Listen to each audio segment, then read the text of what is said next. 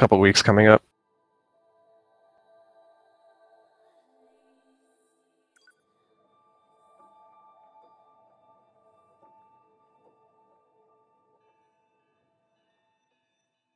Everything that lives is designed to end.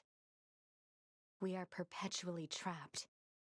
So one thing to mention, since MASH is on PS4, he's going to lose a little bit of time due to loads. The PS4 is slightly slower than a PC when it comes to some loading times, as well as loading some portions of the map, because we do some out of bounds stuff where we cover a lot of distance very quickly, and sometimes the PS4 takes just a little longer to load some essential things. This is Operator 60. All units confirmed. We've passed the 50-kilometer threshold and are proceeding toward the target. Understood. Once you reach their anti-air defenses, proceed to manual attack formation. Then destroy the Goliath-class unit by any means necessary, and gather what data you can. If you have any questions about the game, feel free to ask. I know MASH hasn't really had a chance to get a lot of practice in and like update his route, so he'll be using some a bit older strats. I'll just try and point those out, just because it's kind of interesting to see some of the like older routing. Alert. Enemy unit sighted ahead. Requesting permission to engage. Permission granted.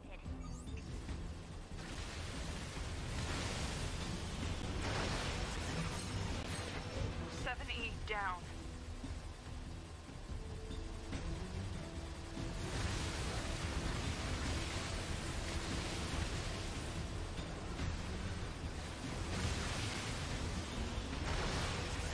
So you'll see both of them just using a heavy attack, which is sort of that spinning or rotating sphere attack, and what they're just doing is try to take out these flyers if possible, as well as try and use that friendly AI ship when they can. It's not very reliable, but you can make use of it sometimes, depending on where it chooses to go.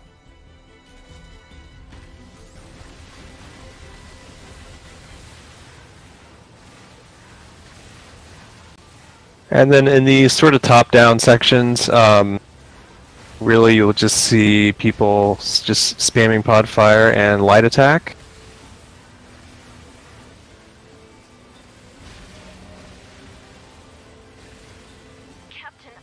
The light attack has a lot of range and it's pretty quick, so it'll just catch those flyers right as they come on screen. And it can also destroy projectiles as well. The operation is compromised. Awaiting further orders. Operator to 2B, we need you to rendezvous with Unit 9S and begin gathering data on the local terrain. Understood.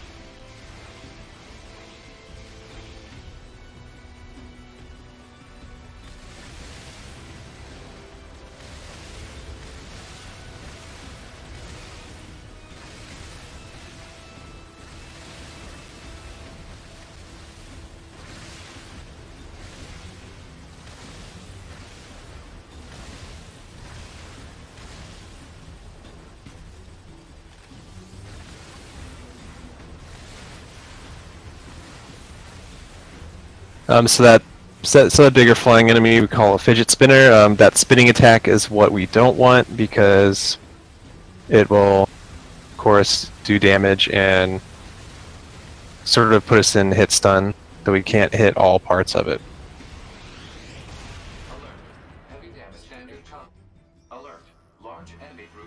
So for combat, Fudge is just going to be doing a dash and then a heavy attack, and that just throws out the short sword, which hits multiple times, and for whatever reason does about 5 times the amount of damage of the other attack. So that's basically the cornerstone for combat. You're going to see that in every single boss fight. And then later on, since you have 2 weapon sets, you will change the first weapon set to have the short sword in the heavy slot, and the second weapon slot starts with the short sword in the heavy slot. So by doing that, you can do 1 damage glitch, change weapons, and then throw out another one, and that'll just sort of just give us more DPS in general. Is that our target? Negative. This enemy is unrelated. Proposal. Dispatch it as swiftly as possible. You don't say.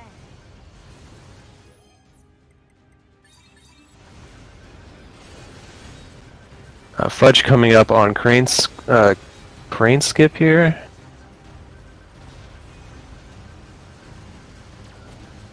Oh, not getting it first try.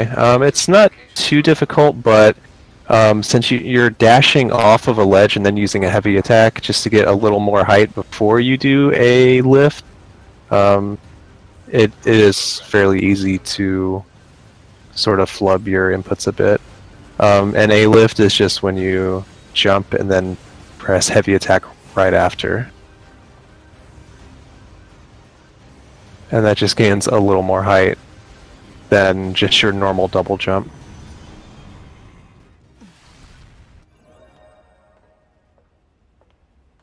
My name, so No. So now he not only has pod fire, but he has a pod laser. It's sort of the pod special attack. And you'll see him use that to sort of try and take out enemies that are in a line, just to save some time, like he just did there. So bridge skip, he's going to have to do a delayed lift, so delay the heavy attack as much as possible, and then do a light attack, a heavy attack, a jump, a light attack, a heavy attack, and then a plunge. A plunge is just a dash and then a heavy attack, which will gain you a little bit more height, just enough to get on top of that bridge. That is the hardest trick in the beginning of the game in this prologue section, so pretty well done. Second try is good. And then Mash working on his main skip right now.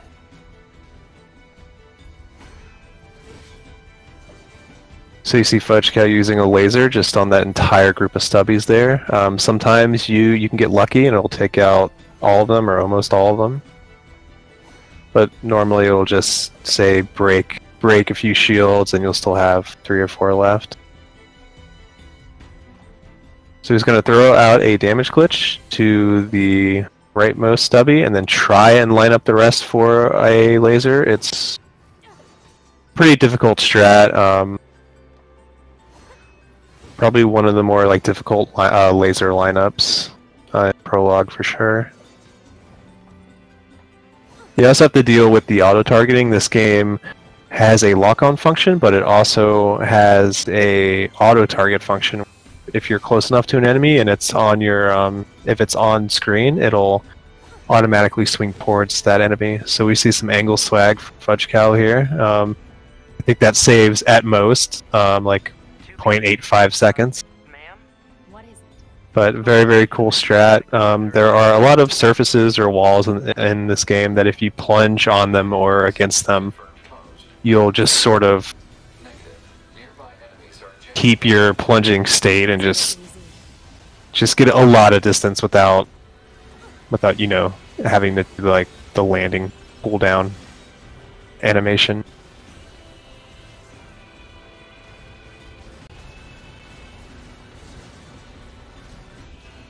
And Fudge is going to try to throw out some damage glitches here just to hit the saw while it's still moving. If you do that well, you can get this boss to its threshold without having to use a melee attack buff. Looks like Fudge got it. Nicely done. I definitely didn't notice him using a buff. Again, doesn't save very much time, but it is faster for sure. And then we see Mash coming to bridge skip. Bridge skip's been one of the constants in this run since the beginning. I think pretty much since the demo, even I believe so. There we go. But not quite making it over the second bridge. The bad thing about falling between those bridges is it spawns you all the way back here before the silo. It's a little bit weird because a lot of the void outs in this game, they tend to put you pretty close to the point where you voided out, but this one, for whatever reason, puts you way back.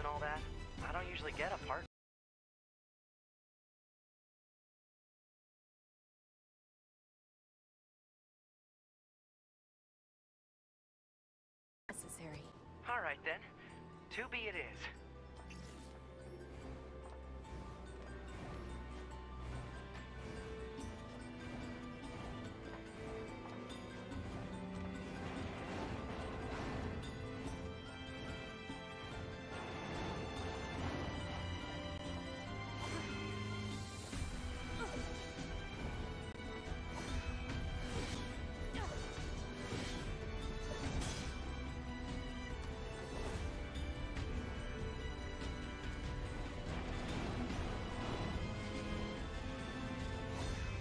Okay.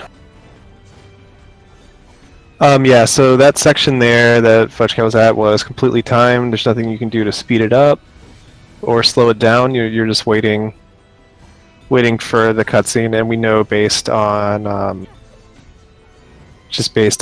music. And Fudgecow taking the best pipe.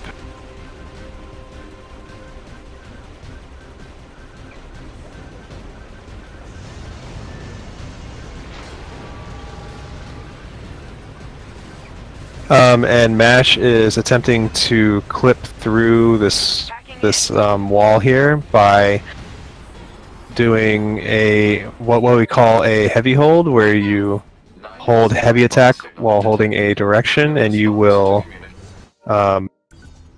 do an attack that has like a large amount of forward thrust that will enable you to clip out of a lot of walls. Fudge going for a double lift here. If you do a lift up a slope, it will sort of put you back in a grounded state for the purposes of doing the lift, and it will give you an extra lift. Looks like he is delaying his lift a little bit too much. It's a little hard to tell. And now he's got a whirly arms to deal with, just opting to just take the intended route. So you'll see if we can sort of do a double lift and some other aerial movement to get up there and skip, sort of going around the whole circle. You can sort of get a good idea of how much time that saves. Coming up to ninjas here. Gonna use the laser. Take out as many stubbies as you can with that. Sometimes you can get all of them. Sometimes it won't kill very many of them at all.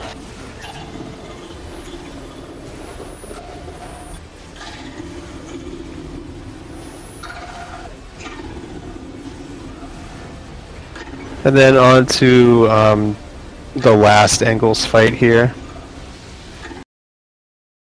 You're just sort of trying to get as much damage as you can on Engels until 2B says, "I told you to shut up," and then you'll get a scripted story punch to move on to the next phase. There is a bit of luck here,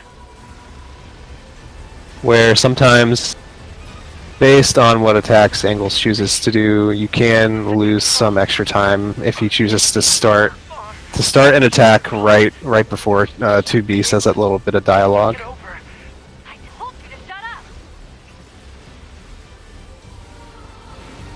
We'll see what he gets here.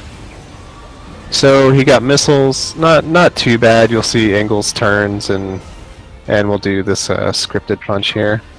Upper arm. Seized from enemy unit. Marking weak point. Got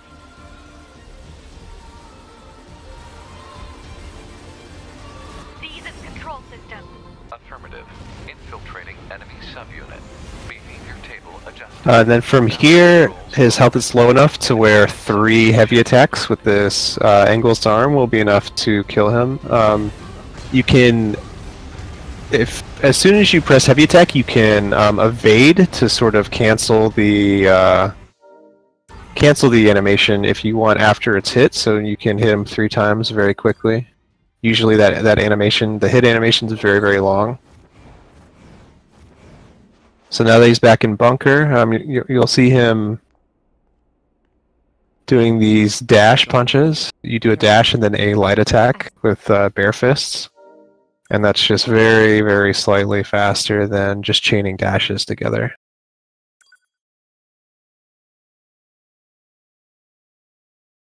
So just going to go through some menuing here. Set up the brightness, set up the character voice volume, and then turn on self-destruct. Go talk to the commander, and then go back to the flight unit and make our way to resistance camp. All right. Oh. I could set it for. Okay. One. And then MASH fighting Angles right now. I think this is still pre-cutscene. Yes. Okay, so there's some luck in this phase of the boss as well, so we'll see what kind of luck MASH gets here. If he gets anything but multiple punches, that's good. So that projectile attack's just fine.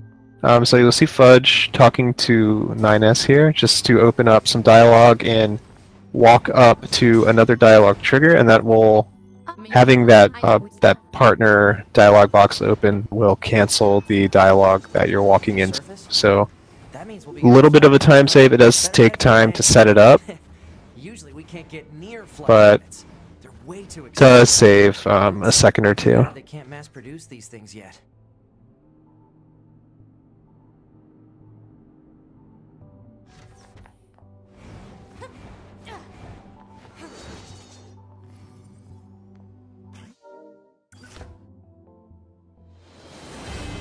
Hey, 2B. Why do you think they sent a combat model like you to a recon job? If all they want is intel, we scanner models are built for that kind of thing. Orders are orders. Alright, alright. So all of those missiles is sort of the laser of like the SMUP section. It has a cooldown like the laser does. Basically the same thing. So you'll see that used in these SMUP sections on certain spawns, where it is beneficial and faster to do so.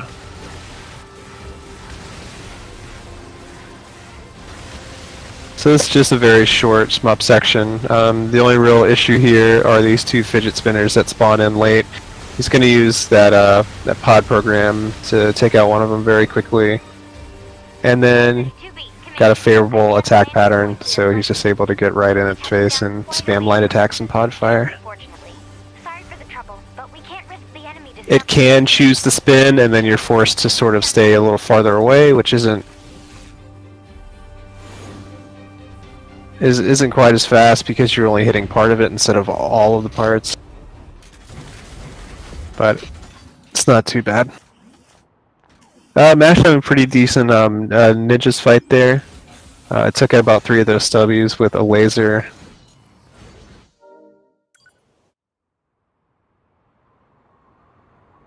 And now he's on the last phase of Ingalls here, while Fudge is going to do a long plunge off this building. All plunges, you'll see the Razors cancel their plunge at the end with a dash. I think you can actually buffer it, so According to our intel, none of the timing isn't really a big issue. I've been seeing more and more enemies like this lately. A big part of movement is not actually landing the plunge. You want to cancel all of them.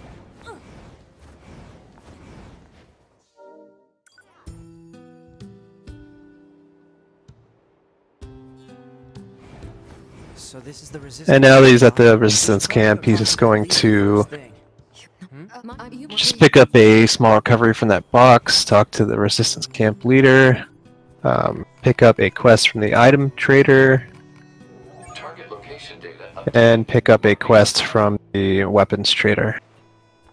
And he has to do these two fetch quests before he can sort of get the main story quests from the resistance camp leader. This must have been quite a city once upon a time. Too bad vegetation's claimed most of it now. Operator 60 to 2B. It is time for your regularly scheduled contact. This is 2B. Nothing to report. Good to hear. Say, how's the weather on Earth today? Good? It's fine. Does that question have anything to do with our operation? Not really. I just figured it might feel nice to have some good weather. Feeling nice has no bearing on completing missions. That should be enough. Let's get these back to the truck. And then additionally, the sort of special laser attack from the pod, you can actually just hold that button down and it'll slow down everything around 2B. So that's used a lot in combat.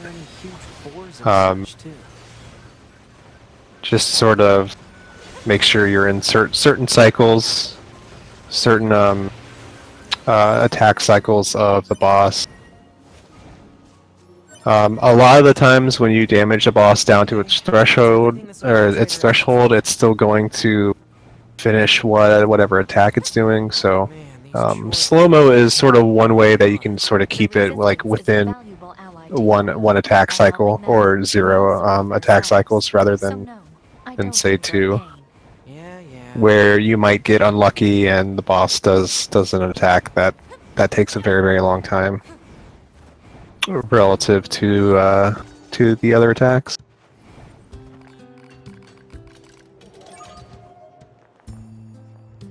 So he's turned in this weapons trader quest, so he's now able to upgrade the virtuous contract to level 2, which I believe does 80% more damage. I think this came up yesterday in a race that we have, and I think it does 80% more. But now that he's turned both of those in, he can go ahead and get the main quest. Pod 042 to operator.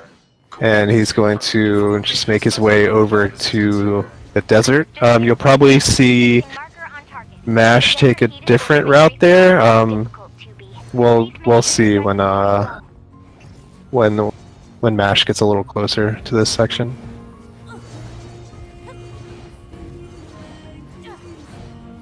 So we're just going through that same section that we picked up the items at. I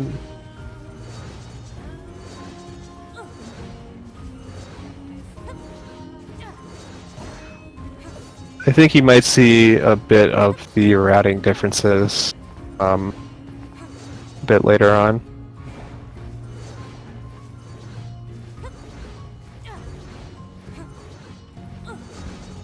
And you see Fudge kind of angling his camera a little bit off center, and that's just to avoid having those enemies on the screen, to avoid attacking in their direction because of the auto targeting.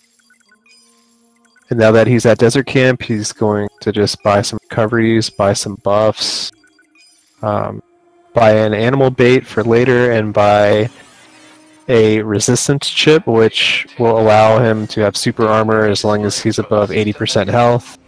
He won't hard he to get won't accurate get put in measurements. like stagger or hit Satellite stun or resolution isn't anything so if he high. gets hit Hopefully they while deploy some above new satellites 80%. soon. A general Um, idea is good enough. and since You don't let anything we get in the generally way, have do you? plenty of recovery items, runners will just basically heal as soon as they get hit, just to always stay above just to stay above 80% at all times.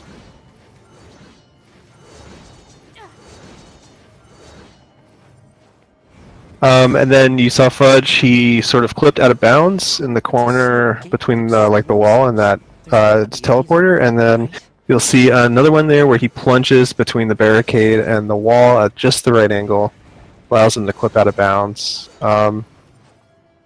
But he's going to stay out of bounds in order to skip a cutscene. Usually, when you enter this wide open desert area, you get a cutscene, but by going out of bounds, you're able to avoid losing time on that. So, and then, well, Fudge is just going to pick up the pod here. Is Mash is at about half health.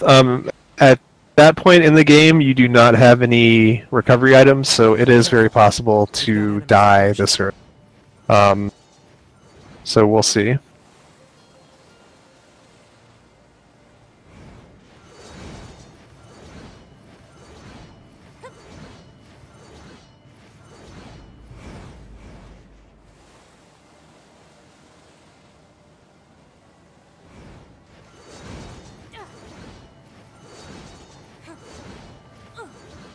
Yeah, absolutely.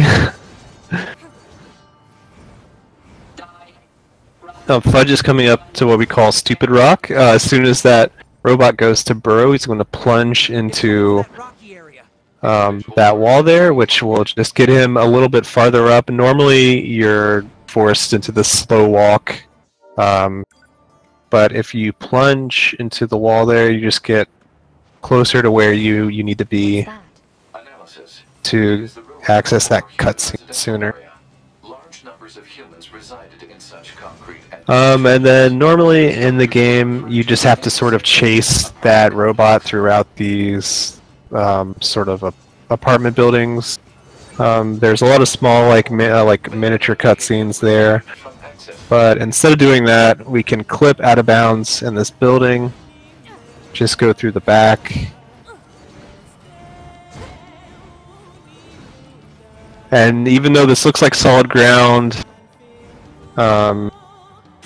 it's definitely not. Ooh, so Fudgecow not getting quite enough height there, or not quite enough distance, so he's going to have to clip back in bounds, make his way back to the tunnel area, because there is a required trigger that he needs to pick up. Yeah. So that's normally what you see. You chase the robot all the way here, but there is some out-of-bounds stuff that you can do to sort of just skip all that completely. Multiple machines detected. And But what's with these android bodies? basically, Focused. you just come back in bounds right on that platform or right below that platform, and basically skip straight to this pit fighting section. But it's fine. He's still got a pretty decent lead, so not a big deal. Right now, he's changing his first weapon set to be the same as his second, so he can do what I mentioned earlier, where he throws out a sword, changes weapon sets, and then throws out a second one. So you see that robot's head sort of got all red and hot, whatever. If you spam flashlight in this game, it will put the enemies in a state where they deal 50% more damage and they take 50% more damage. So pretty much every enemy or every boss,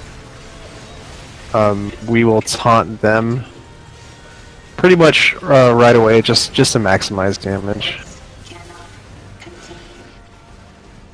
So this part where Fudge is at, this is all timed. You're just waiting on a cutscene here, but it's a very good opportunity to rack up experience as well as try and get some chip drops. So you see a self-destruct right at the end there, just to sort of clean up as many of those stubbies as you can. And then moving on to Adam. See that red outline means he is taunted. So he's just going to try and throw out swords in order to skip a phase. Looks like he got the one phase skip. It's a little short cutscene where Adam goes sword dodge. So nice job there. He's charging up.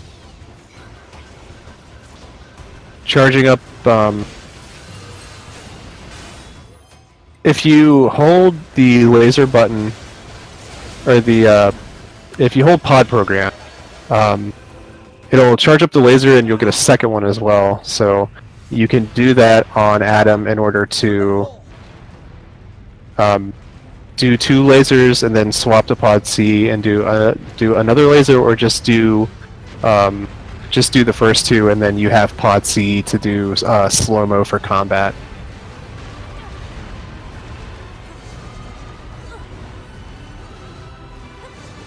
So overall, pretty good fight. And right now, he's going to make his way back What the hell just to the desert camp. I believe he is going to do some... I think he's going to do box clip. He's going to use a box to clip out of bounds and then just do a save and load.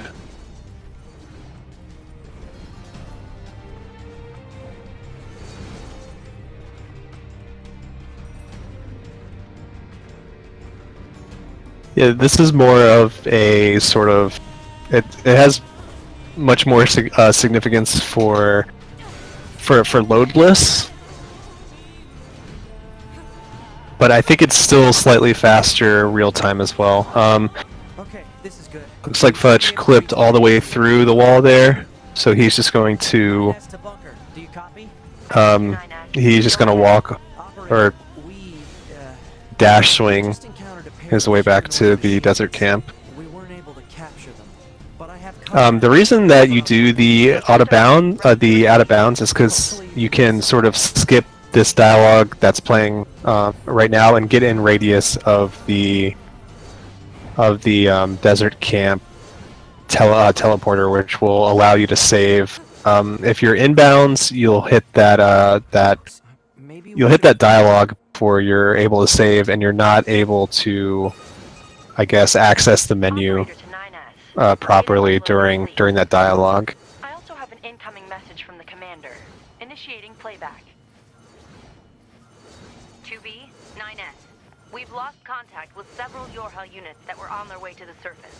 Their black boxes are online, so we presume they're still alive. We've tracked the location of their signals, so I need all Yorha units on the surface to head over and investigate. End transmission. I heard something about that back at the resistance camp. target location confirmed. I'm worried about the other androids. We should probably check this out. Looks like our surface route's been cut off. Maybe we can get through from underground. Okay, Fudge trying to do a plunge right into that sewer hole there. Very cool strat. If you can plunge into that opening and then hold self-destruct, you get to the bottom very, very quickly. It's very, very cool. I suppose. So now that he's out of there, he's just going to make his way to the amusement park. He's going to try and get a double lift off of this tree root here. He was a little bit too close to the cutscene trigger. That's fine. It's not really a big time save or anything. Or a big time loss. This is weird.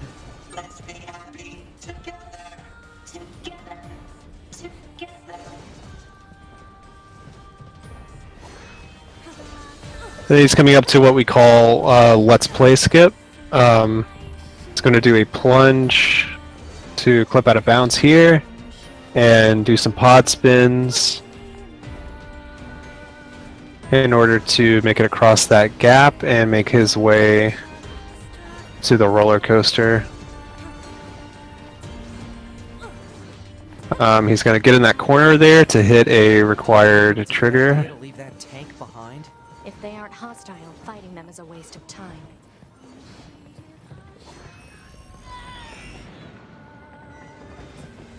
What's this? Analysis. It is a device that propels human. And nowadays on the roller coaster, it's literally like an auto scroller before he gets to the boss room. Creatures.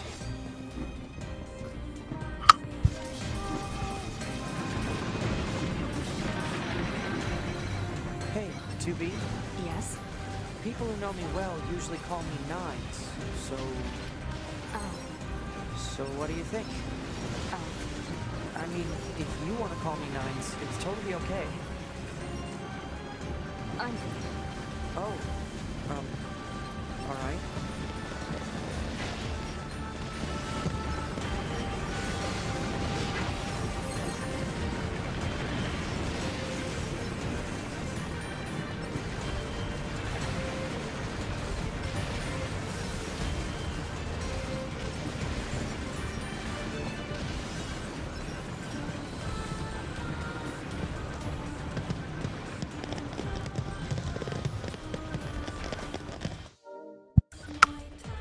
Alert.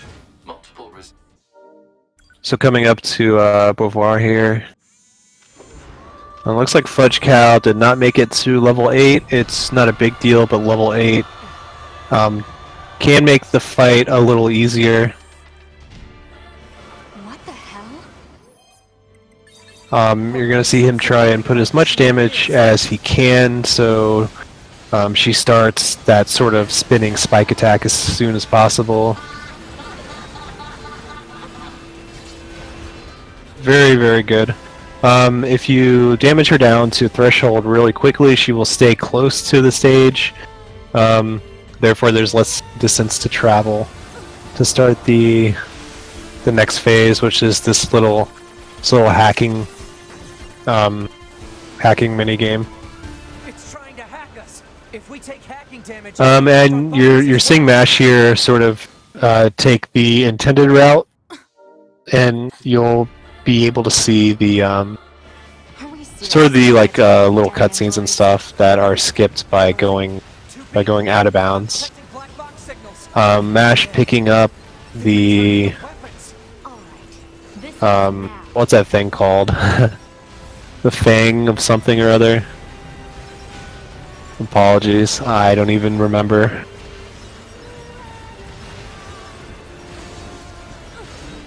I've almost analyzed the enemy's hacking pattern. So we got Going to try 2 waves of dead androids that you have to take out, and then just throw out some more damage glitches.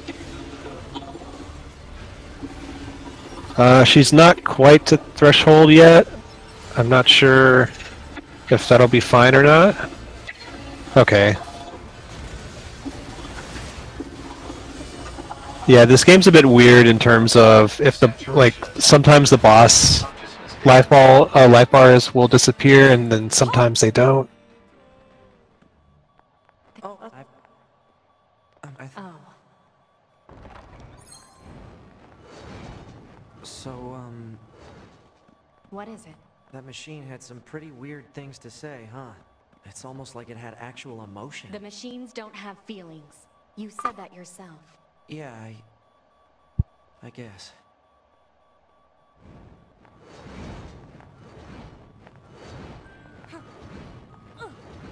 Hostiles!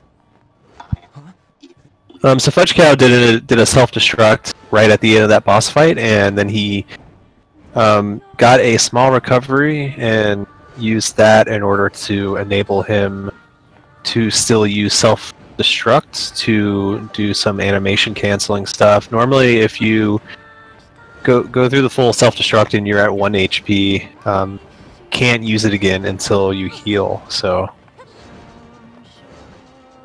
that'll be used a bit later, just for a very, very small clip. It's not even really necessary. You just The machines. it just makes things easier, and you don't lose any time They originally came here by from doing outer so. space, right? Well, there are a few theories about that, but no one knows for sure. Hard to tell what an alien is thinking, you know?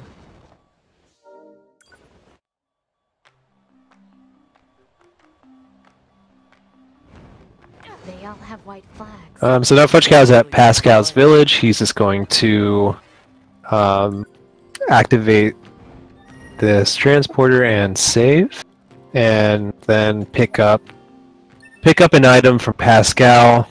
Fuel filter, has to take it back to the resistance camp.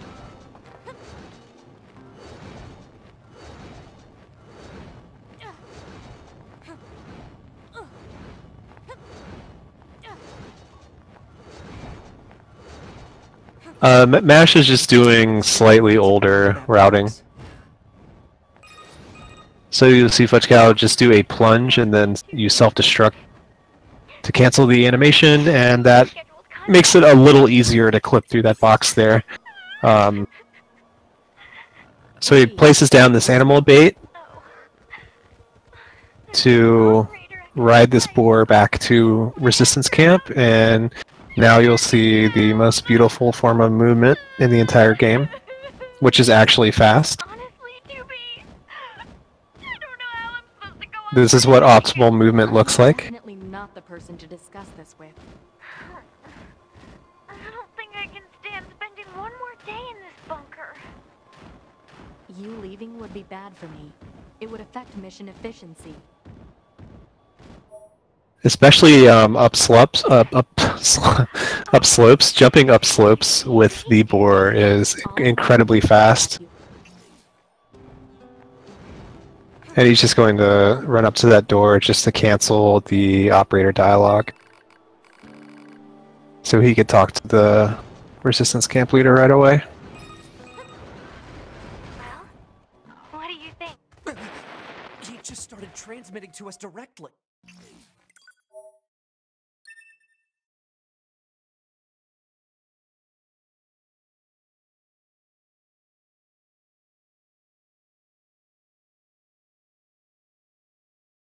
Yeah, so instead of walking all the way back to Pascal's village,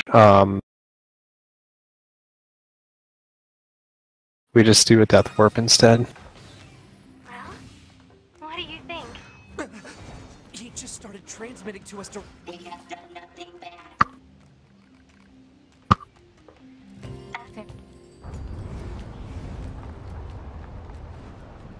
What's that noise? Tubi, this is an emergency transmission from the bunker. We're reading a Goliath-class enemy inside the city ruins. And it looks like there are a ton of other machines there with it.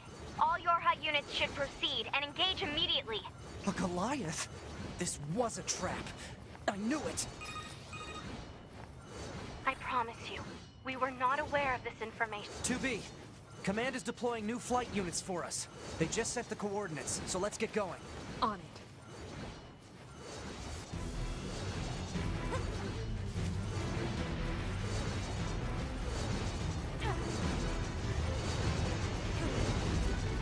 So Fudgecow is just making his way to the flight units, which are up on top of a We building. shouldn't get near that guy's feet.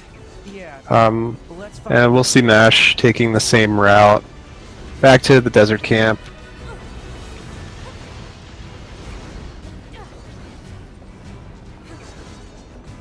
The flight units should be on the roof of that building up ahead. It'll be dangerous, but we're not going anywhere unless we pass through that Goliath's legs. We should be careful.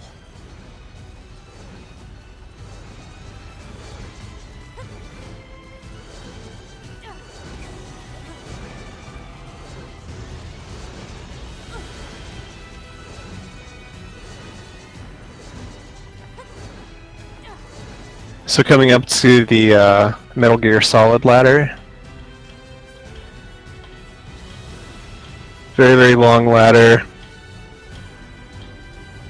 Fortunately, this is the fastest way to get up this high.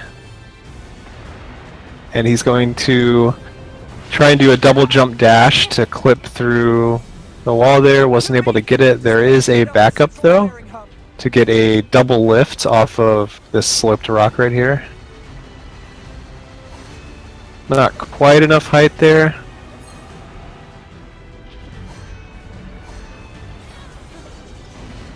There we go. And that double lift off of that rock will give you enough height in order to make it over that invisible wall and avoid fighting that angles.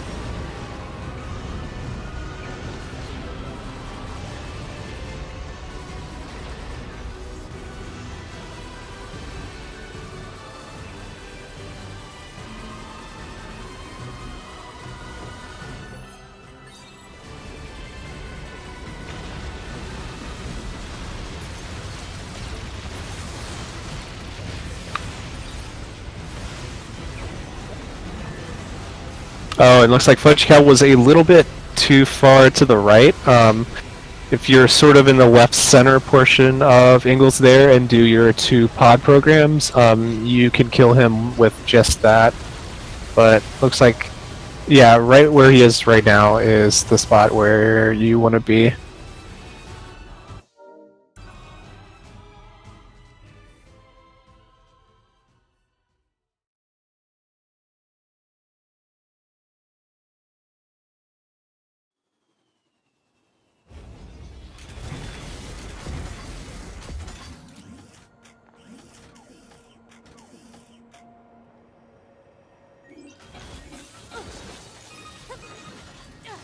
Yorha, this is your commander. For the first time in centuries, we've intercepted a signal belonging to the aliens. These are the creatures that So we'll see if MASH does Let's Play here. If we can destroy them, we can end this long and arduous war once and for all. Our intel. But it seems to be underground. Like way underground. Yeah, with that other weapon that he has equipped in the light slot, it's sort of like Prologue, where you can use light attacks as well as heavy attacks in the air in order to gain distance.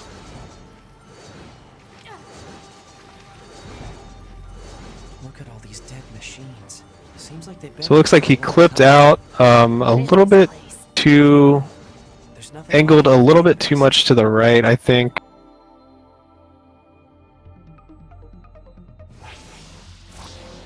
Fudgecow is starting negotiations here. This is completely just a time-based thing.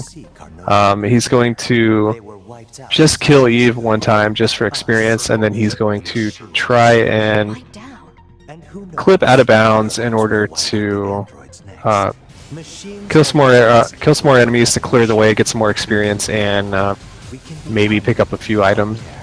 Eventually, the intelligence within our network began to surpass that of our creators.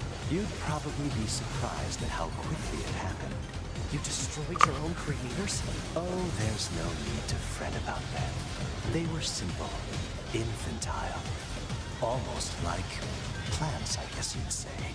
They held no value to us, but the humans on the moon, now they are interesting. Why then?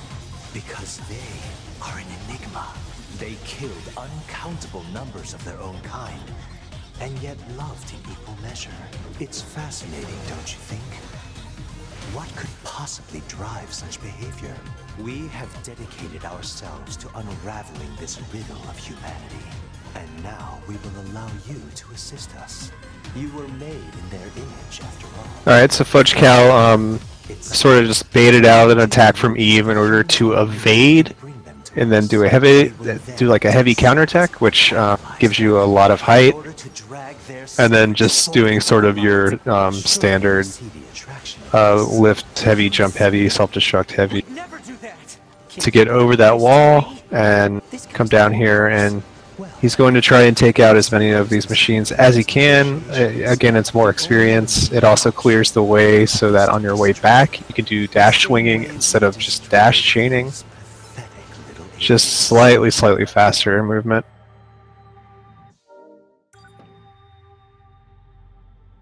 Yeah.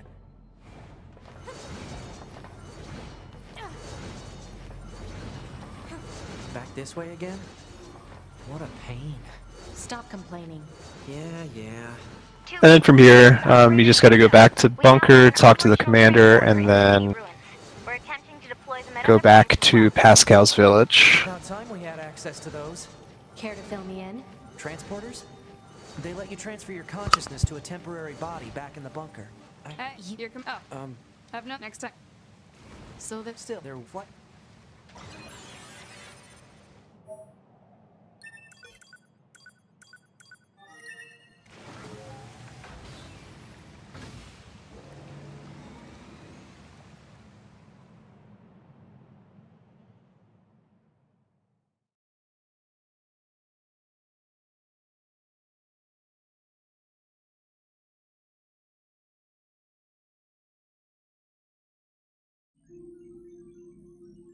The guns of your non.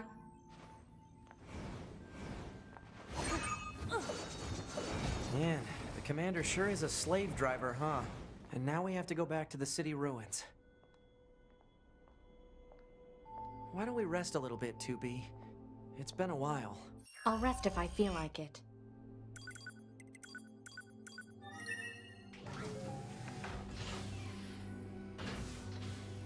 One thing to note, like there is some menu delay on the transporting. So when you select a location, it seems like you have to wait like at least 30 frames before it'll accept a left input to change to yes. So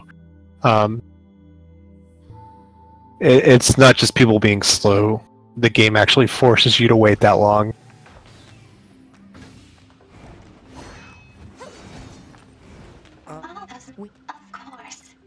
So we'll see what kind of fight MASH has here.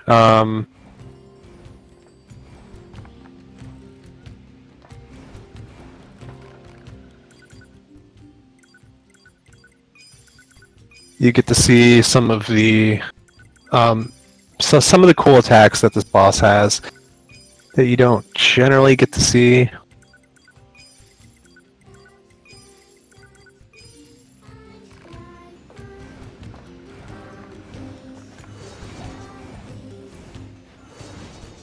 But Fudgecow making his way to this ramp, he's going to try and get a double lift off of it. And that's to have enough height to do a pod launch, a pod spin, and a plunge. And by doing that, he manages to skip this quest cutscene. Well, yeah. The we call it mom skip because there's this really angsty robot that's running away from his mother. And you should work on keeping your opinions in check. Your aren't allowed to be emotional, remember? I think some of us are better at that than others. This must be the commercial structure Pascal was talking about. The records say it was once a facility. Fang of the Twins? Is that what that weapon's called? I think that's it. Maybe there's some kind. Anyway, Fudge is going to, I believe, do another one of these NPC dialogue skips here, where he just opens up the dialogue, walks into some other dialogue, and just cancels it. Who the heck is the forest? That's one of the more significant ones. Well, what do you expect? I'm a scanner. Check this guy. He's just running away.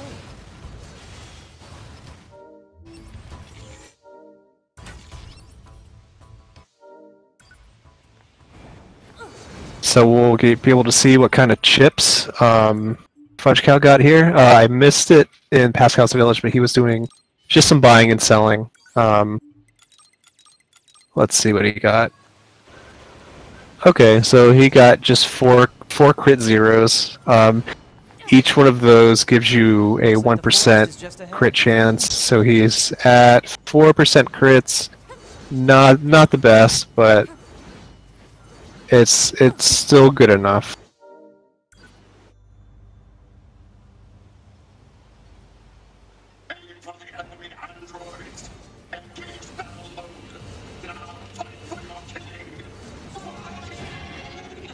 Here they come. Better keep your guard up. I'm aware of how to fight. You just be careful. I will, 2B.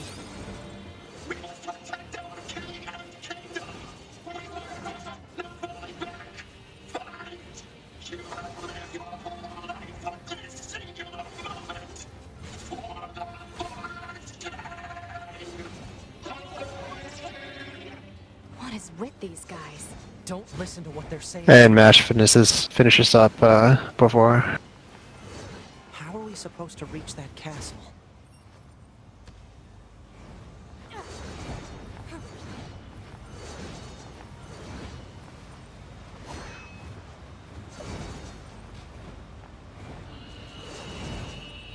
So we're coming up here to the skip that we call Rainbow Road.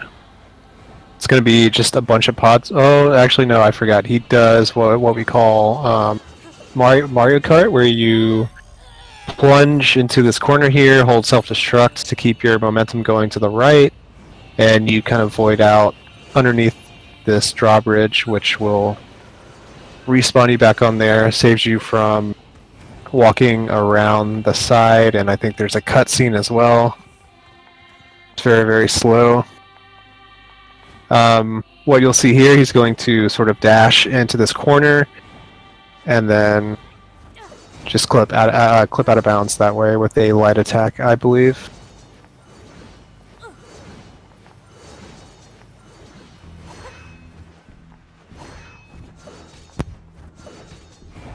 And then he's going to skip the castle pretty much entirely just by climbing up the outside on these windows. Very nice of the devs to leave that in. He's going over to the right a little bit just to... it's required that you hit a trigger there in order to begin the A2 fight. And you'll see Fudgecow do a pod launch just to get as close to the cradle as he can, because otherwise you have to do this really, really slow walk all the way up to the cradle. Annihilation? But why? Let's go, 9S. To be?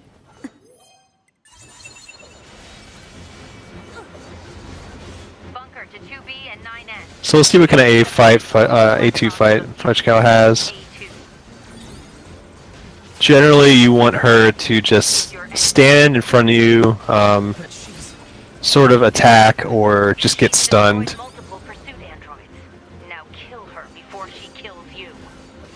Because otherwise she will just run away and then sort of do like a dashing attack that like goes across the entire screen, and you can't damage her during it. It's pretty slow, so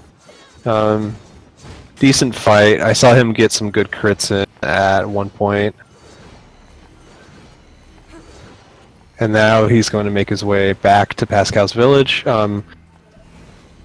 Normally you are supposed to jump off the castle and listen to like a bunch of dialogue, but we're able to get a bunch of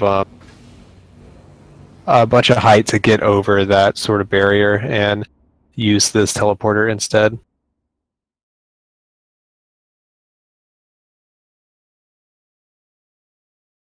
And then you see Mash there doing a different sort of clip through that box with a heavy hold instead of a plunge.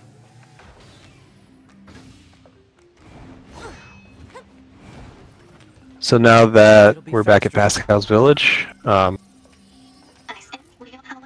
just going to teleport back to Resistance Camp and proceed on to Flooded City. Flooded City. And begin the most boring section of the run.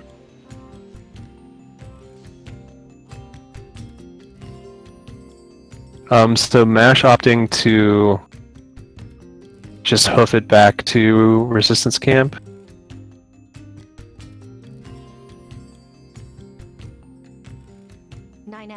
Why did you ask Pascal about A2? Huh? It's not recommended to interface with machines without consulting command.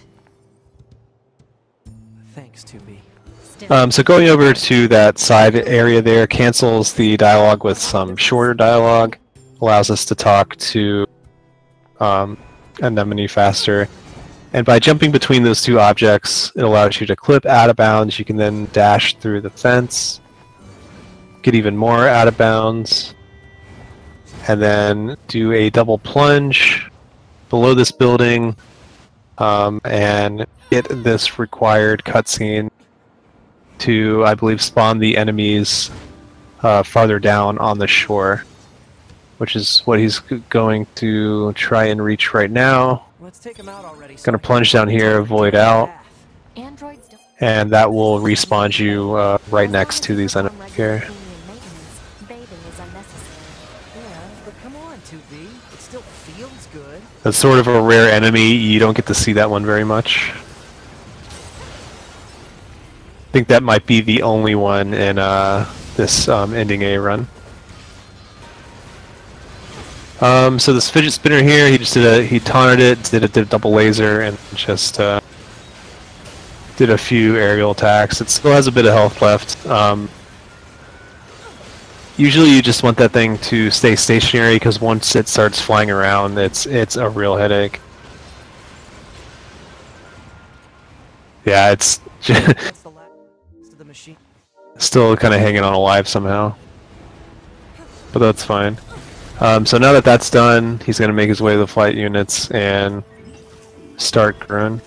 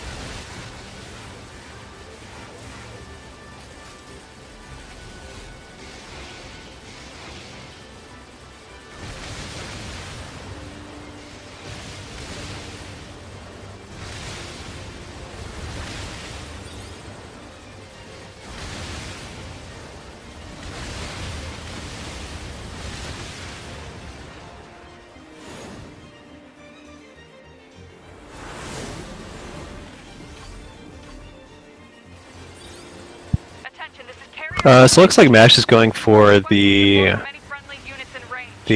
transporter here. Come under heavy fire from the enemy. Our escort ship has taken damage and is unable to engage. We're currently resisting with I'm not sure if you have to activate that or not. I repeat, this is Carrier Blue Ridge 2. We need I'm immediate not completely backup sure. of the available android forces.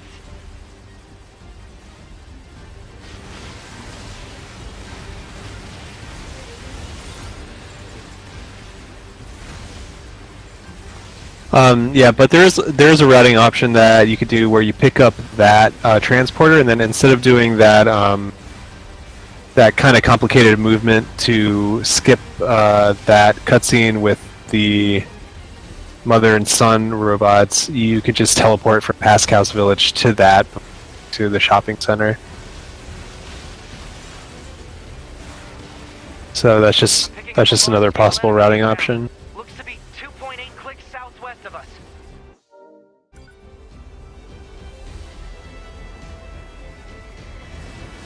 So Fudgecow coming up to Goliath Flyer, he's just going to buff up, use both pod programs, just spam heavy attacks until the pod program cooldowns are done, and then use 2 more, and by then that should be enough damage to take it out.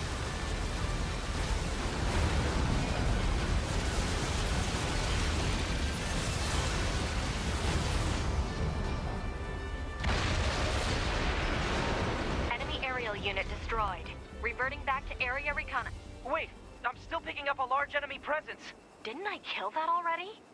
What on? If it's that big, we should be able to see it.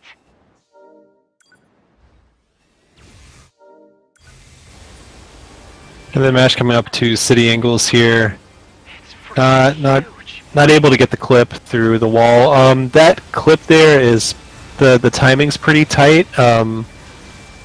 It seems, at least to me, that you have to wait until a very certain. Well, I sort of wait for the camera to move a little bit before jumping. Range attacks EMP blasts. We've got to I find don't another way think to the damage time it. window for that is very long at all. Command is attempting to So it looks like he's just going to opt to but the enemy's electromagnetic camouflage destroy the is city being angles. activated. It doesn't really take too long depending on what attacks he chooses to do. But it's the only way. EMP generator target confirmed. Marking on map. Proposal. Destroy the generator quickly. But with Groon, there's really not much that you can do to gain or lose time at this point. You just have 3 generators to destroy. Those are really the only places that you can lose time.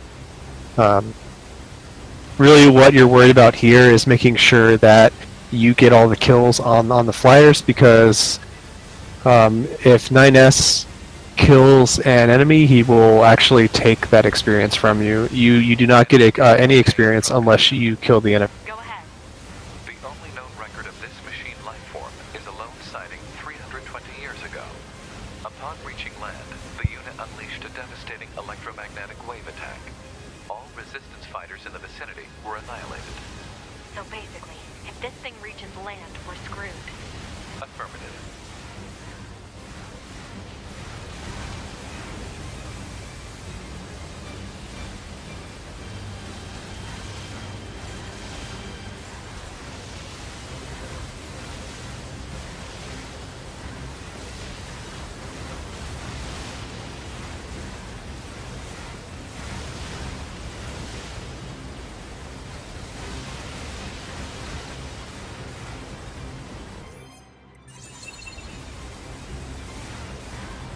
Alright, so coming up on the first core here, it takes about 5 or 6 light attacks for each little outside node here. You want to kill them before it starts rotating, or you can get controlled pretty bad where it just rotates 180 degrees, and you get in situations where you just have to wait for it to Electromagnetic interference rotate back to a spot where you can hit it. laser strike.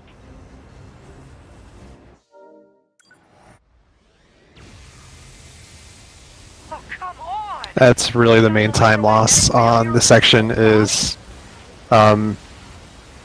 just being a bit too slow and getting bad rotations, or getting unlucky and getting bad rotations. Hunter Squadron deploying out of North 12C Defense HQ. I'm the commanding officer, 4B. Don't worry, we'll take it from here.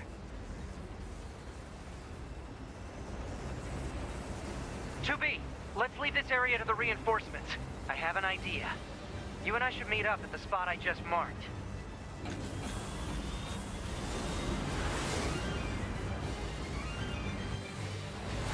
We've got mortars lining the shoreline here.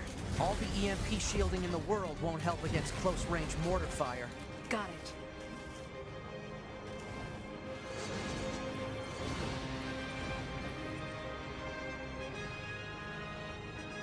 I'll help aim. This thing's armor is too thick. We need more firepower. 2B, let's try for a more direct approach. Direct? Oh, right. That's right. Lay down some fire in its stupid mouth.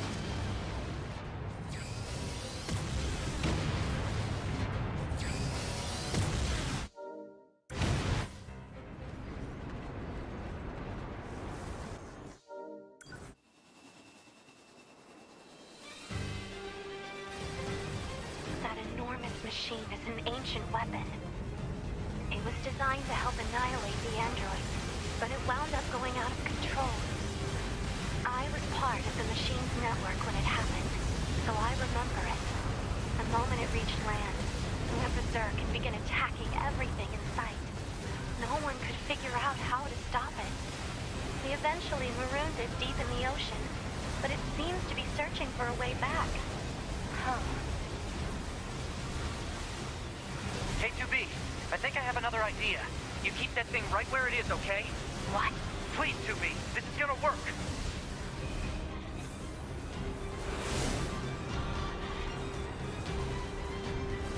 S is leaving the front lines. Proposal: 9S should be reported to command as a deserter. No!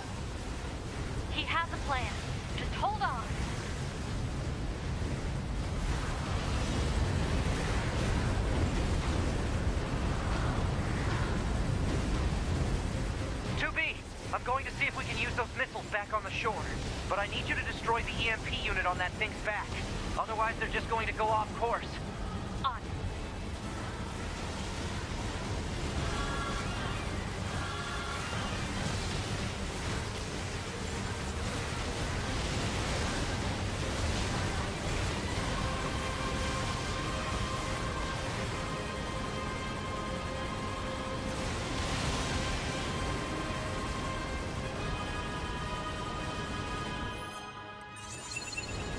By the way, the bounty for finding a green skip where you skip this smup section, I think the bounty is over $2,000 now, so I have to plug that. So you saw that there is one little node there that he was not able to kill, so he could get trolled here.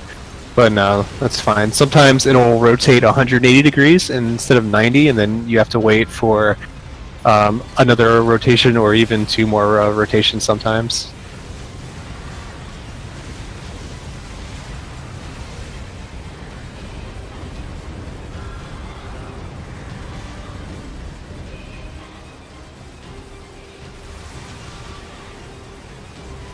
So it looks like MASH was not actually able to kill Adam. I think that's a pretty significant experience deficit.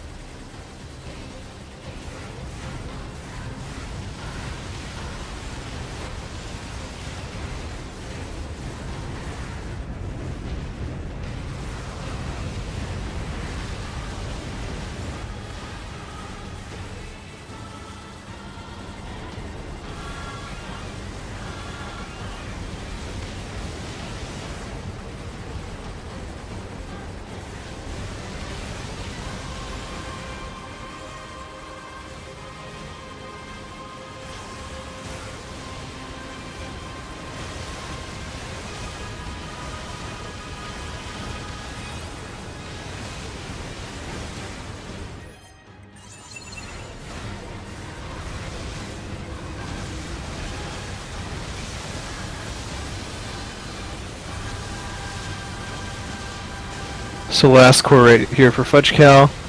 Everything looks good.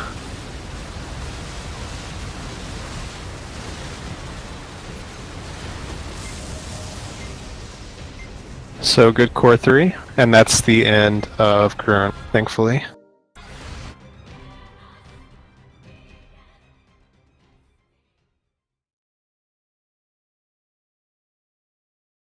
And then from here, he's just going to make his way through the sewers to the elevator to Copied City. We have a clip instead of going all the way through the sewers back down to that area where he was for negotiations. He can actually clip out of bounds and just plunge straight down to the tunnel that elevator is in.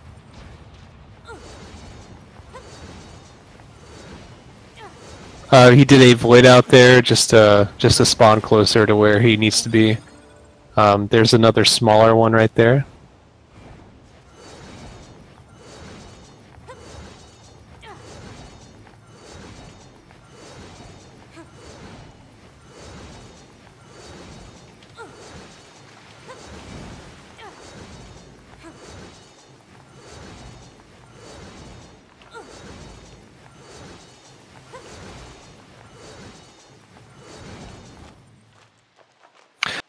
So he's going to hold forward and hold heavy attack.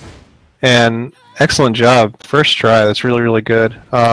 Dangerously close to landing in the elevator, which is very, very bad. But good correction. That is probably the hardest clip in the game, maybe. That one is very, very hard. It's also dark, so it's sort of harder to see your visual lineups there. So first try is awesome. What is this? Analysis. This area is composed of crystallized silicon and carbon. What's with the corpses? It is unlikely the Yorha units came this far on their own. Hypothesis. The enemy must have placed them here deliberately. Or we, machine life forms, I suppose. So coming up to the beginning of Adam here, he likes to talk a lot, so Religion.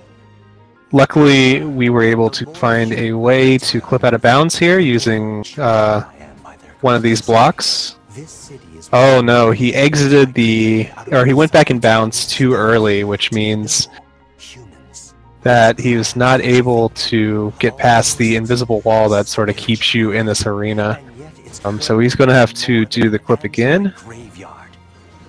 I seek to learn and then all facets of human wait a little longer before going out of bounds. There we go. Or going back in bounds. And he's going to make his way over to the elevator that he rode up. He's going to bring it back up and use it to skip some of this Adam dialogue. Steal, kill. This is humanity in its purest form. You know nothing about humanity. Have I offended you? Proposal. Prioritize search for 9S. I know. It is possible to get stuck in that elevator. If the elevator doors close on you, that is a soft I lock. have severed my connection to the network. Now, let us embrace death. So here we get to the second Adam fight here. I know, at least when I was learning this game, this was without a doubt one of the harder fights. He can two-shot you pretty easily when you're I don't have time. when you have him taunted. Find 9S. But as soon as that dialogue starts right there, you're just on a timer waiting, so you just kind of want to keep him from teleporting away, because you still have to shoot him or hit him once after that dialogue is finished in order to progress to the next phase. And then the last phase, just going to throw out some damage glitches, buff up, taunt, hopefully get good crits. And good fight.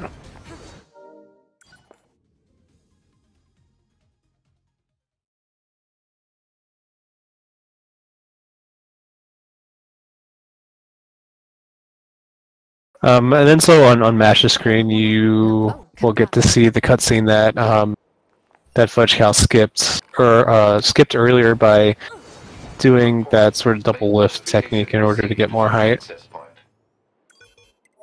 As you can see, it doesn't last very long, but Analyze current trends among the machines. it is faster to skip. Huh.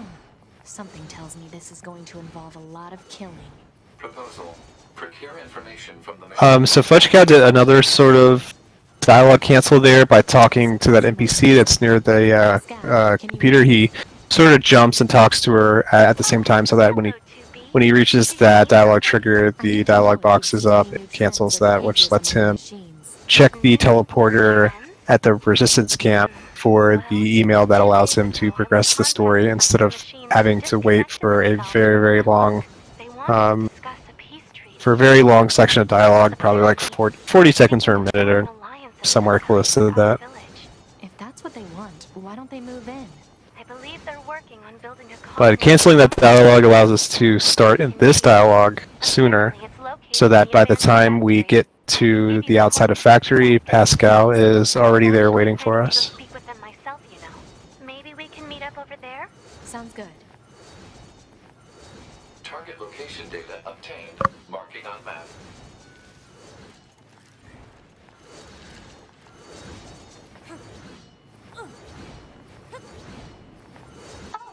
The machines who seek to form an alliance with my village are hiding out here. Still, you should probably be careful. We machines can be rather unpredictable. Even you? In truth, yes. Now that we're cut off from the network, we no longer share data with each other. We can speak, of course, but I find that language contains many ways to hide one's true intentions. It certainly does.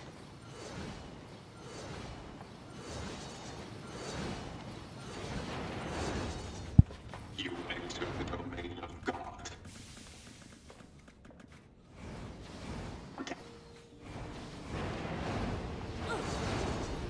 You don't have to hurry so. His grace won't run from you.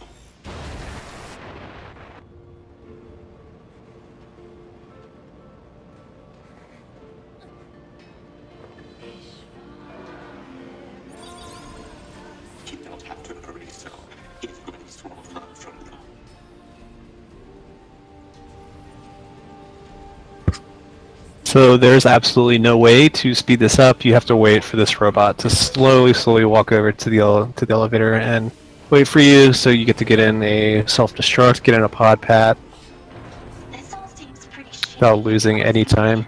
So why are you still here? Well, I brought you this far, didn't I? It's my duty to see this through to the end.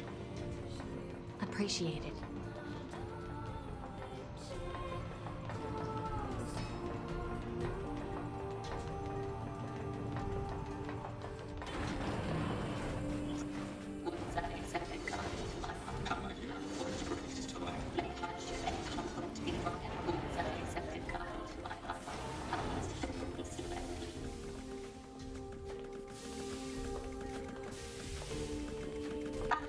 Hello. My name is Pascal. I'm here to discuss the peace treaty.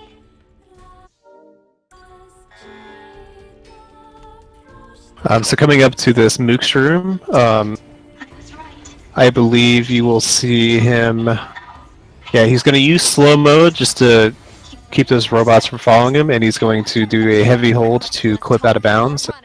Normally you have to kill a bunch of those robots, and then the elevator will open, but if you clip out of bounds and void out, those enemies will actually despawn and then respawn, which accomplishes the same thing. Let you activate the elevator sooner than you normally would. And then you have a bit of time to kill just a few of them. It's not as much damage, or it's not as much experience. You do lose experience doing so, but I think it is like 6 or 7 seconds faster, or somewhere around that. So coming up to this 9S room, where 9S is the robot, you'll just see him do a lift and do a pod launch at a very specific angle just to clip out of bounds, and that will enable him to get back in the elevator, go back up to the second sort of out of bounds clip in factory here. This is the big one. It's a lot more difficult than the first one, but gets the out of bounds clip first try, and then he's going to plunge down here, self-destruct, and looks like he landed. Unfortunately, what you want to do is hit that trigger that's right there by the doors, and then void out before you actually touch the ground. But since he landed, it's not a huge time loss, but he has to travel a little bit farther, and he has to deal with these crushers, and that's the danger of crushers. They instantly kill you. So also, dying to crushers, it's not just bad because it's a death, it's bad because, like, I think we'll see where he respawns here. Yeah, you respawn pretty far back, I think. Yeah, so he'll just have to take the intended route back, fortunately. So, Tough Break still has a pretty big lead. Fudgecow still has a pretty big lead.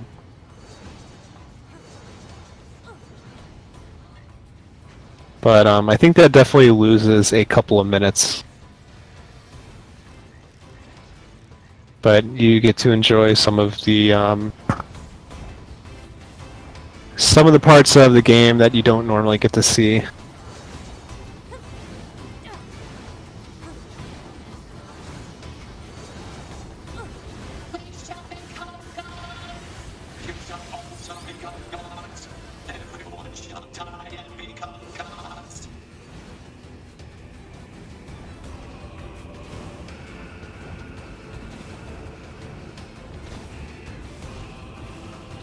And then MASH having a bit of trouble with the castle out of bounds. Once you get to the very top of that, it is very easy to clip back inside. Fudgecow back to the crushers here. We'll see what happens. He's using slow-mo. Slow-mo, of course, will prevent those from... We'll slow those down as well. He can just ignore those two enemies.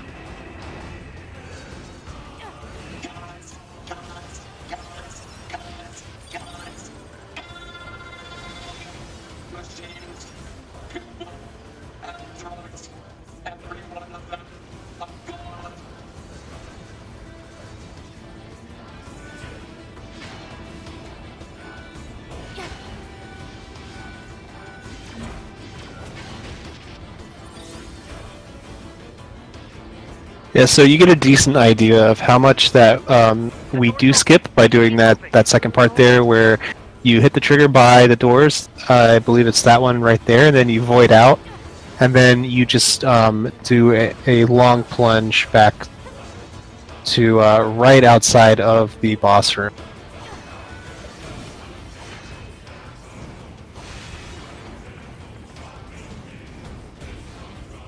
It is possible to get a double lift and go above the crushers, and that's just it's honestly worth the time loss if you're in this situation, just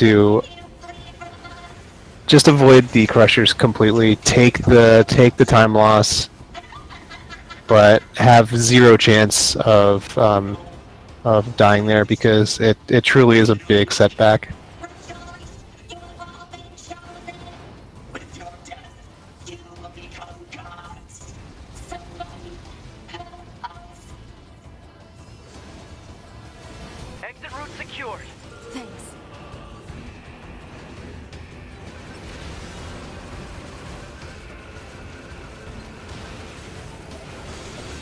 So he's going to hit the elevator and then kill this robot that's just sitting by the wall there. I think that one gives about 40 experience, which is a lot. So definitely worth doing that, especially if you're at a bit of an experience deficit. So MASH is fighting A2 right now. I didn't get to see what kind of chips he has, so I don't know if he has crits or not. Crits are the best kind of chip. I think crits also, I think crits do like 500% damage. So you have damage glitch, which is basically 500% damage, and then you have crits. So that multiplies, and then you have buffs and taunting as well. Oh, now what? Large energy supply detected within this factory. Proposal: energy source should be destroyed. 9S, that Goliath we just encountered. I got it. I've been keeping an eye on you. I'm gonna shut off power to the factory now. So you're kind of getting an idea of how sometimes A2 will just choose to just dash away. 95, 98. And Fudgecow, I heard some sort of like a Windows notification there. I'm not quite sure what happened, but he paused. Might be his controller.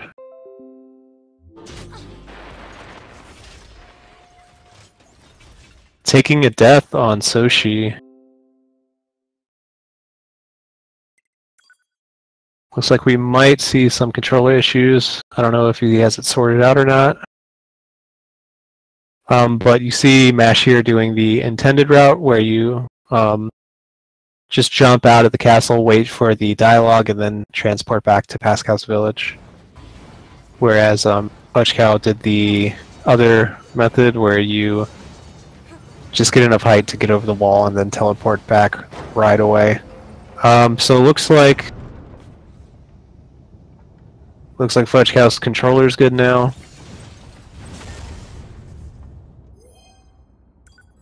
One thing about when you die in this game, you lose your equipped chips, and you lose the experience that you've gained since your last level.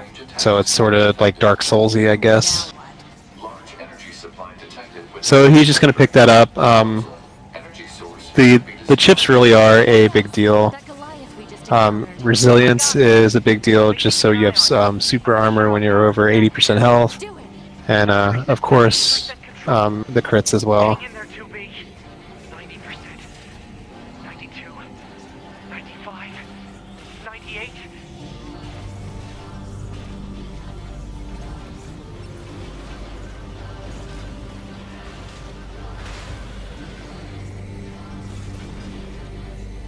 So at least for Soshi and Bokushi, sort of the like intended mechanic is you damage their legs and then they sort of fall down and expose their tail. Looks like that's what Fudgecow's doing. There's like a weak spot on the tail. That's a little slower than doing it without knocking the leg down, but it's not too big of a deal. Still dies pretty quick, as you can tell. So that's it for Soshi. He just has to make his way out of factory and back to the resistance camp. And Mash is going to...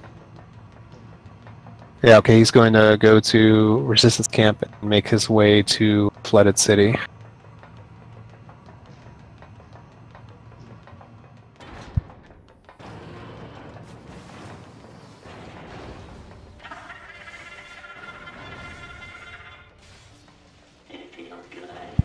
So you'll see that Fudgecow is sort of doing the he's just running here. If you run for a certain amount of time, you will get a sort of enhanced, even faster run. It's a little bit easier to control in this section, just because there are some weird camera angles and such. Almost falling into the lava, but he managed to save it. And kind of that section is basically the same as the prologue, just clipping out of bounds a few times to make it to the exit of that. Make it to the exit of the factory as soon as possible. Beneath the abandoned factory. I need to return and investigate as soon as possible. When I do, perhaps you'd be willing to join me? No thanks.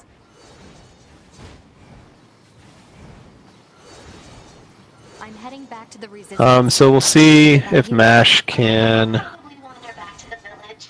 I have plenty on my plate there. I see. I'm not quite sure what he's going for here, Say again? because you do have to get that trigger that's by the by the teleporter. Requesting it. Backup.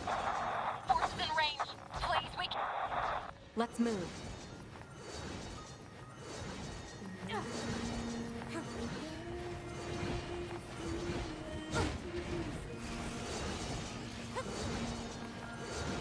Why are their numbers increasing like this?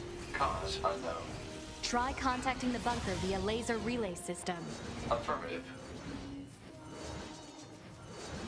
And then some Ash just choosing to clip back in bounds to pick up the cutscene here instead, and then he just has to just do the intended way to get to the shore.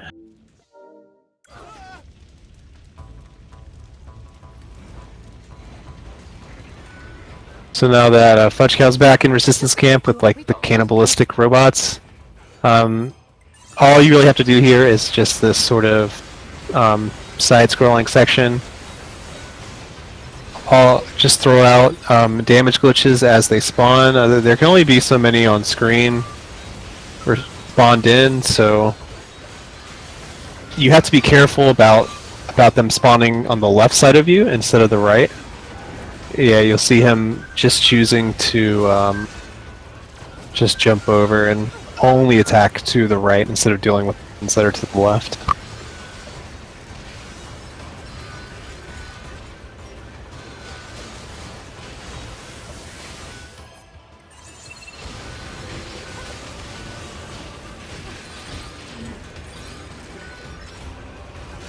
Having a bit of trouble with the whirly arms there. Stubbies can actually be the hardest enemy, the hardest non-boss enemy, because they do that attack where they just flail their arms for a long time, and when that happens and you're too close, you can't do a dash heavy, because if you try and dash, you will evade instead because an enemy is attacking you.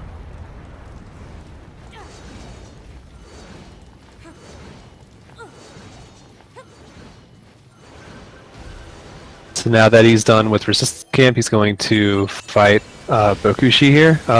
The water does damage you, but since you have that Resistance Camp, which or Resilience chip that gives you super armor, you can take that hit no problem. It doesn't stun you or stagger you.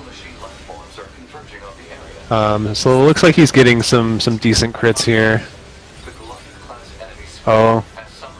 You have to be very careful on this boss, especially at the end when he turns into the ball. He can do an attack where he sends out like a couple shockwaves, and if he lands on you,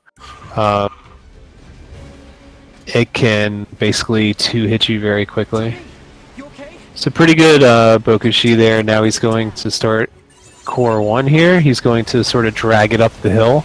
Usually it wants to stay in the air a little bit above you, which makes it a little difficult to hit with the damage glitches. But if you bring it up on the hill there,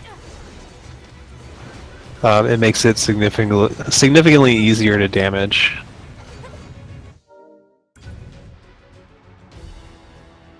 They're still coming? So we've got one more core to kill, and then Too many. then we have Eve. Can you hear me? Our village is under. Pascal? So he's just going to make his way to Pascal's village. Village is under attack.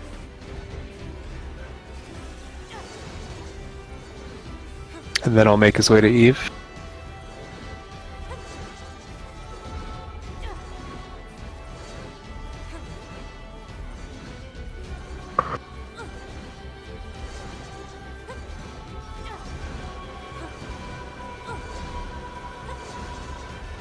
Damn it! They're here too! 9S! It seems the machines on the network have gone berserk. They sealed off the entrance to the village and are trying to hold them off, but with these weapons, there's only so much we can do. Let's take these guys out first. So then after killing those robots, core 2 will pop out of the ground. Normally what you do is he just does an attack or two, and then the core just drops onto the ground. It is possible to damage it in the air. What happened here? The machines on the network. That was a good core 2. He only needed one damage glitch or 2 when it was on the ground. It's gotta be. So now all he has left is Eve. There are 4 phases. Yes. Pod, I need you to locate Eve's current position. Location has been detected and placed on map. Looks like he is only level 19. Do be careful. Ideally you would want to be level 20. It's not a huge difference, but you want all the damage that you can get.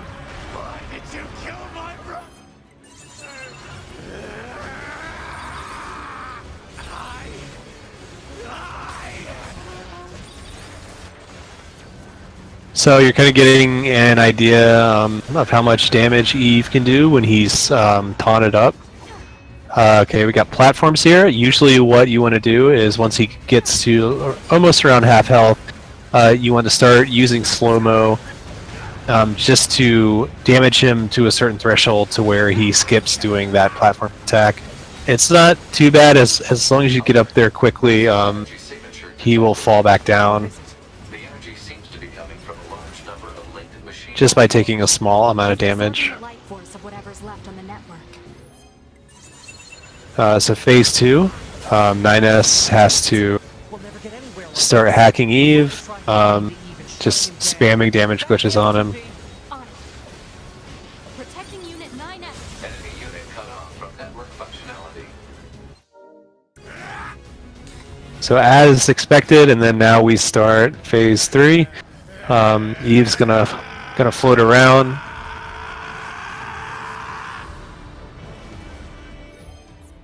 I don't know if Fudgecow does skill self strats. No, he doesn't. So you're just gonna see him just get up in Eve's face and do some aerial attacks, a plunge, and then finish off with a laser after the plunge.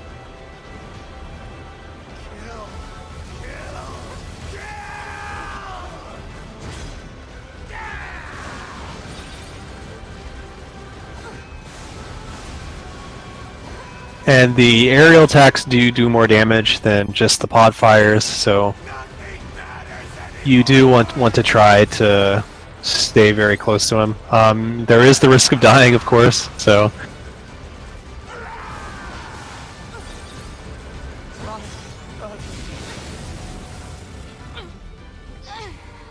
Alert. NFCS destroyed. Close range combat no longer on. And then going in the last phase, all we have is the pod fire. Just gonna buff up and hope that Eve chooses to stay close.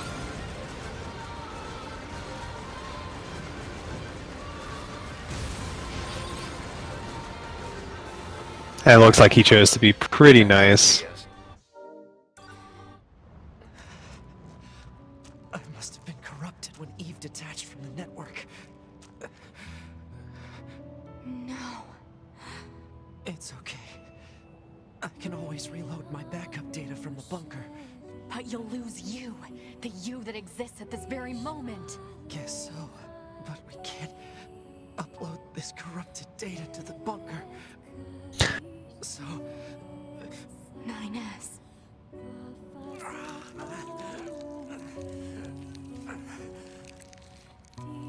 So congrats to Fudgecow. 141.14 real time.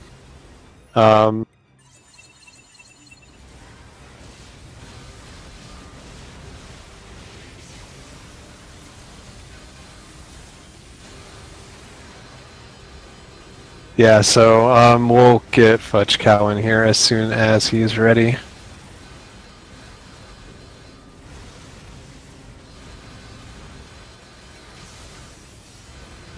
But yeah, so that's ending A. There is more to the game, a lot more. But A ending is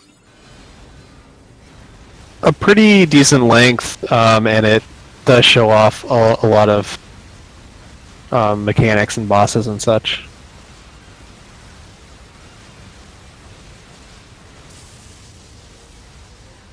And it's not too terribly complicated to learn either, so. Electromagnetic interference eliminated. Preparing for satellite laser strike.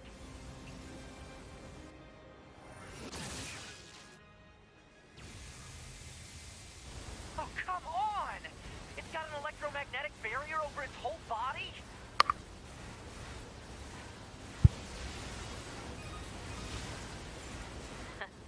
Having trouble over there? Are you Yorha?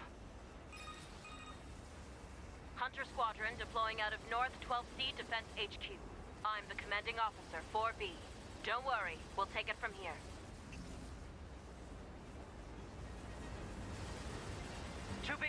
Let's leave this area to the reinforcements. I have an idea. You and I should meet up at the spot I just marked.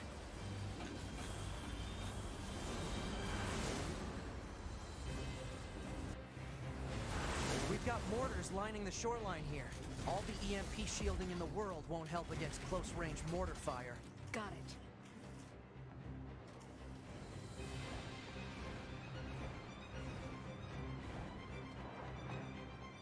Hi. Hey, Fudgecow, how's it going? Congrats on the race. So you wanna, you have any thoughts on Factory? I was just laughing the whole time. It was such a good meme. Like, obviously I messed up the skip, and I go for Crushers, and it's like the first one instantly destroyed. I was like, oh well.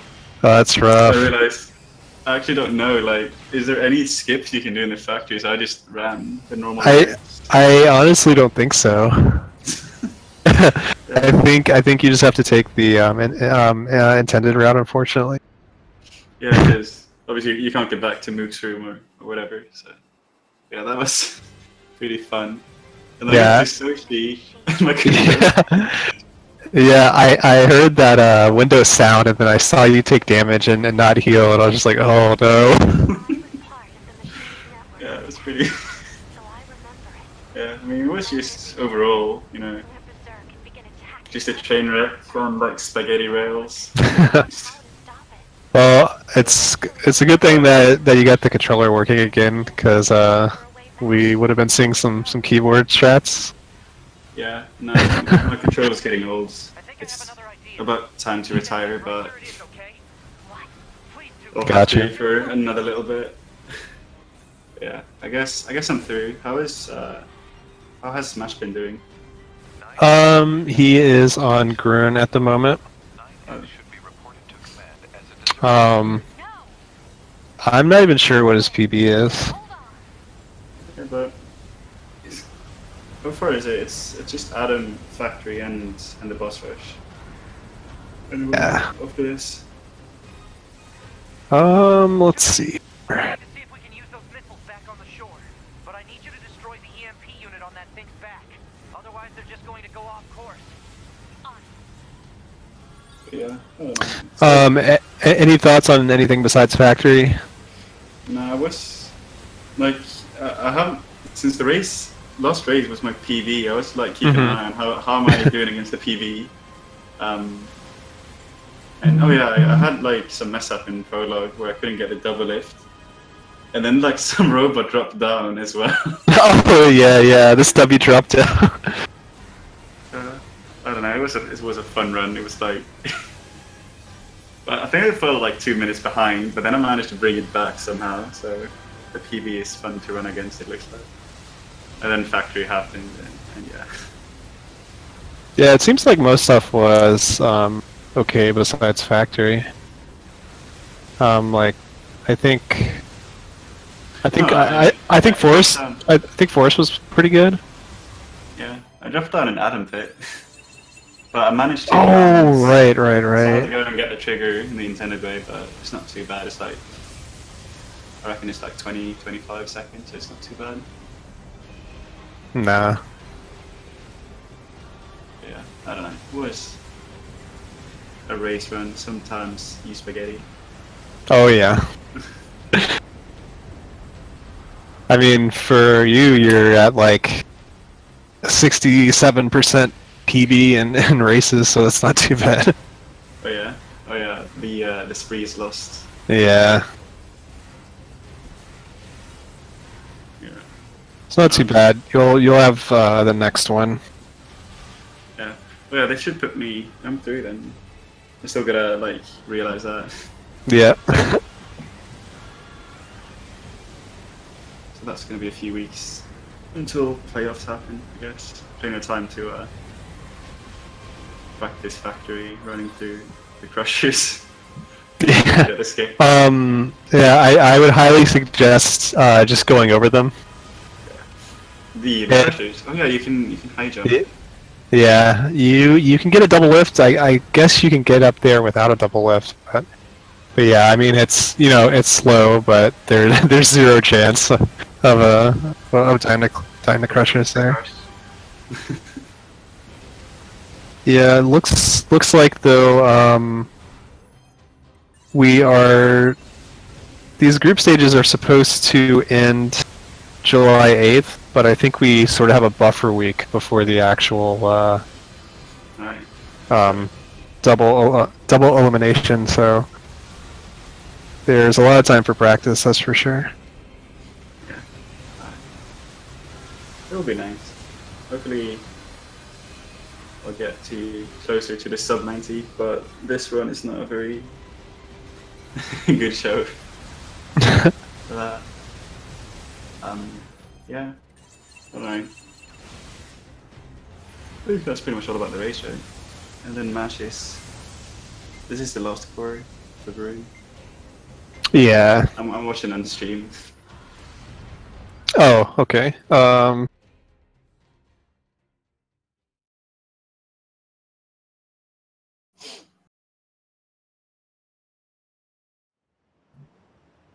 I think, thank you for the race. Now I'll leave you to the commentary, if that's alright. Yeah, sure. Right. Thank you for the race. So, yeah, congrats on the victory and moving on. I could stay as well. It's up to you. No, I don't have really anything better to do. It's all good. There's not much going on. No. Do you commentate off of the Twitch stream, or do you have something else to use? It's in the Discord here. We're having trouble getting them back online, which means data uploading is currently unavailable in some areas. Oh. Where's 9S? Yeah, about that. We picked up a faint black box reading, One but second. it wasn't strong I'll be enough to back. lock down his position. If you Alright. found something, that means he must be alive. Put in a request to the commander for immediate approval to begin a search. Actually, the commander has already ordered us to prioritize tracking down surviving Yorha members. If you find 9S, let me know, okay? Will do. To be out.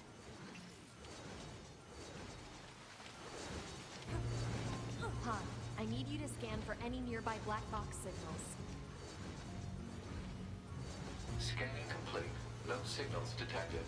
However, a dynamic... Yeah, so Mash making his way to Copied City right now. I think he is just going to take the intended route. It's honestly not that much faster to clip out of bounds. Bunker to 2B. 2B here. We've got a number of broken down access points on the Maybe only like 15 or 20 seconds, something like that. gigantic machine life form. If you encounter any offline access... Why are there dead androids here? No black box signals detected.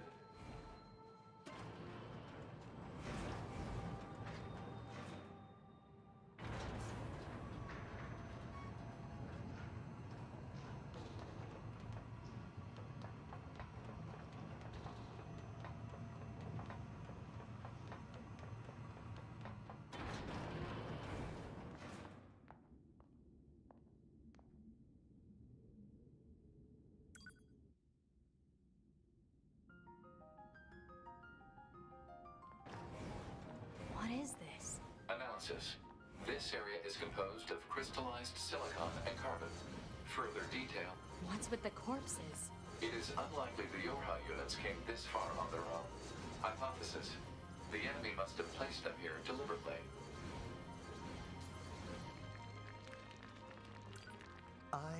Or we, machine life forms, I suppose, have a keen interest in humanity, love, family, religion, war. The more human records I unearth, the more charmed I am by their complexity. This city is one of So now you'll kind of get to see how long the Atom dialogue is here when you don't cancel it with the elevator. And yet it's currently nothing more than an android graveyard. Oh, I got a video feed. I seek to learn. Excellent. So he's not doing mansplaining. No, lot of old strats. Just gonna wait it out. The core of humanity. Wait for Adam to throw orbs or no blocks. That's what he's trying. It's been so long since I was in here. Yeah. This is humanity in its purest form. You know nothing. Oh man. It's like the first segment is like 45 seconds shy, and then the other one like that we skipped is also another 45. Yeah. Yeah, I think you're right. I like think it's something around like 90 seconds total, but I definitely remember these days. Yeah, it was it was awful. It just seems like you have to wait forever. Yeah, definitely. Seems like it now too. But I know it's 45 seconds because sometimes I mess it up. Yeah. And then you go like, oh, there goes my goal or whatever. Yeah, luckily you do have a bit of extra time. Yeah. Like if you're too fast, then you have to wait.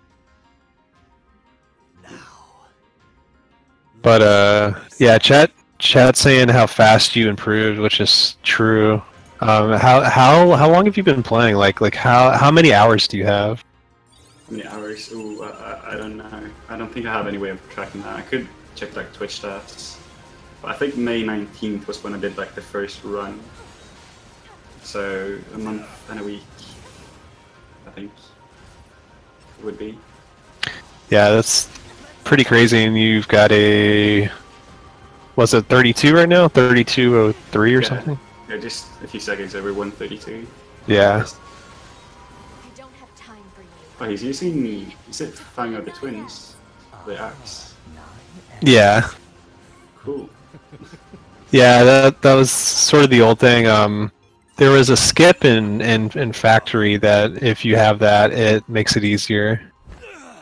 That first set of crushers, once you pass through that, you can like get on top of that and like make it up to a higher platform. Right. So I guess that's one section that if and instead of taking the intended route, you do that. Yeah. But I'm not sure if you can get up there without Fang. You need some extra lifting, I guess. Yeah, it's just been so long since I've seen somebody do it. Can't quite remember. really cool seeing the combat though against Adam. They're both just going at each other. Like, so I'm used to seeing just like the dashing back and sword, and just like never really getting hit, but this feels like a bit of shading. Yeah, I really like the heavy sword animations, but you unfortunately don't get to see it anymore. Besides like prologue. Yeah. Finish off Adam. Go save 9S and then let this factory time, right? Yeah, factory. He's probably going to just Patch me through to the command. yeah, okay. Straight away. Yeah, and then he's just gonna activate the teleporter by the like the highway bridge, freeway bridge. Yeah, it's not really a terrible time loss, I think. Especially if you just go for it straight away. A disruption of this magnitude to their network should weaken the machine significantly. What's going to happen to 9S? He'll undergo a full data overhaul up here. I feel like that's a thing about many of the skips is that compared to just beelining for the objective, they don't all save. Like there are a few you can skip sometimes. Yeah, yeah. Some of them are they really don't save for very much time at all compared to how much more difficult they are. Yeah, I think a good example of like a fun skip that just doesn't save that much compared to other alternatives is mom skip, right? Oh yeah, yeah, like pretty tough. I'm not sure exactly, but it probably saves like 10 seconds maximum. Yeah. And it's like way harder. Yeah, and like, is that 10 seconds compared to grabbing the teleporter? Oh no, like just getting to like the cutscene as quick as possible. Oh, I see. It really doesn't save much at all. Yeah, the teleporter strat though. That's an interesting one. I'm not even sure how much time that saves, but like again, that doesn't save. Probably, yeah, it's probably only seconds, just because you have to go out of your way to get the teleporter to begin with. Yeah, yeah, who knows? No kidding. Apparently, they're seeking to form an alliance of some kind with our village.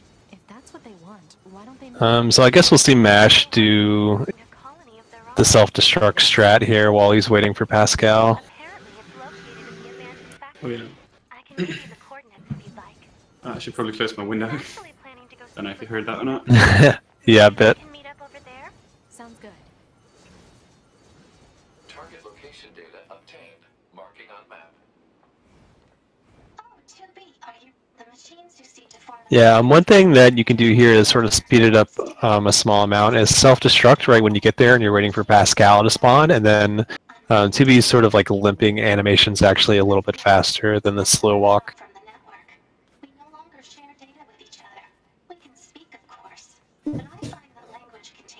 But he's choosing to keep the skirt on. I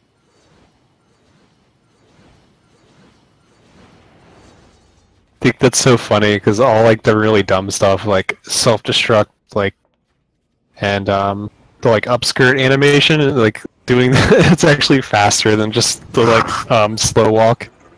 Yeah, it's like tiny optimizations, but of course. Yeah, but you're like, oh my god. You're like, oh, I can't believe doing this is faster. Oh, it's like boar hopping as well, right? Just silly things being... Yeah, yeah. But yeah, I did get a small boar, that was fun.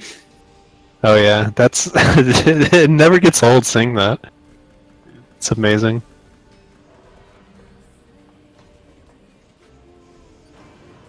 So, when is someone finding a way to make this guy move faster? Oh man, I wish. I think they've tried doing like voiding out stuff. But he just refuses to walk any faster. Yeah, and like they've tried like clipping into the elevator, but like he still has to press the button. That's really It's just unfortunate that like it just doesn't seem possible to like speed it up. Like you can't push him, you can't like kill him. Yeah, but just gonna have to be figuring out the best swag you can do while waiting. Yeah, exactly. Hello. Alright, so Mash getting to the Mook's room now.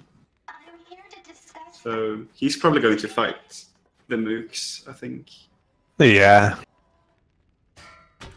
Which is pretty fun. It's like just a bunch of explosions. Since there's so many of them. Oh yeah, you get a ton of experience as well. Yeah, it's like almost free level 20 for Eve, isn't it? But I guess it depends on how well everything else has been going too. Yeah, a lot of it is dependent on Atom Pit. Yeah. But yeah, I think each one of these gives 40. Yeah. So sometimes you have to kill what, like 20 of them. So, geez, that's 800 experience or something along that line. Yeah, it's quite a big chunk, for sure. I know that he's doing laser strats. Looks really cool. Yeah, I definitely think there's some like potential there for like laser strats. If you're not doing the clip out of bounds. Yeah. I don't think anybody's really looked into it that much though. I guess DDG is like best combat, but laser strat was actually pretty cool to see. Yeah. It might be a little bit behind you. Maybe. He just got off the elevator in the 9S room. That's fine. Yeah, so we'll see. Okay, so he's just going to do the intended factory. Yeah, so that's where if you die on Crushers, it respawns you all the way back at back in 9S room, which is not too great. No, it's quite a long bridge. But it is nice to see this section of the game that you like never get to see. Yeah. I remember first time playing, like fighting on this bridge was kind of cool. Because he's so far away. Kind of get lost a little bit. And then, so let's see. You said he might do some strats, old strats to get ahead. Yeah, he might do that thing after the first set of Crushers. He might get up on the platform above. I'm not positive, but I don't know. We'll find out pretty soon. Yeah, this just I hated this part of Factory. Like those blocks just sort of stop you from dashing. It's yeah, you kind of have to. I guess you could like maybe dash swing over them. I think it was just jumping to gain height this time. And Mash is handling the Crushers way better than I did. Yeah, even without slow-mo. Yeah. Yeah. Yep. So he's going to do that, then do the same thing. And since he has Fang of the Twins, he can get a little extra height with the light attacks. So looks like a bit like bridge skip. Yeah. Yeah. Actually, yeah. It's gonna be pretty much the same inputs. You can actually sort of dash off or just walk off and do a heavy attack first, and it makes it a little easier. But yeah, it's pretty much just bridge skip. And you got it. But that saves you a bit of time. You skip that silo entirely, I think, right? Or is it even more? I'm honestly not completely sure. It's like it's been so long since I've done that. Yeah, I think I saw this one time before on somebody's race. It might have been Mash as well.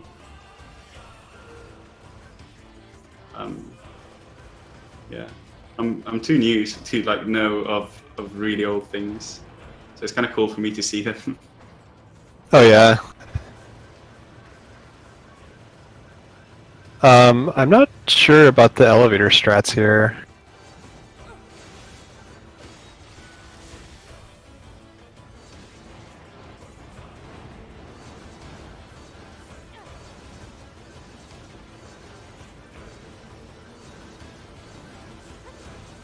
I'm trying to think of where he is. Yeah, I'm just never in this area at all.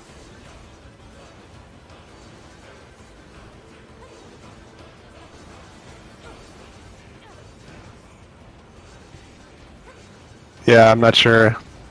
Looks like he just went back to where he started by taking the elevator there. Oh yeah, he unlocks a shortcut to the first room. He's back at Crusher's. Being pretty safe. Ooh. Yeah, crushers are weird because sometimes you'll think that you'd get hit and you don't, and then sometimes like, yeah, sometimes you'll be like a little farther away, and it'll like clip your toe and kill you. Yeah, we just instantly drop. Very first one. Oh, those are some pretty explosives, right? Yeah, the kamikaze robots. So looks like we're gonna just call it there.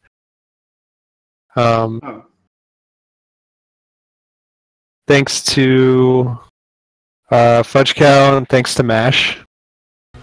Again, congrats. Hey, thank you. I know you weren't able to continue the PB streak, but oh god, that would have been too much pressure. I feel like this is okay. Yeah, just get a next race instead. Yeah, in the time for that one. Yeah. Any other thoughts or anything that you want to mention before we go? No, not really. All right. For me, I think I said enough about my race attempts here. All right.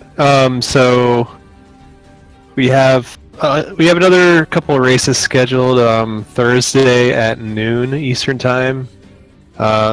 We actually have Dale, if he's still in the chat.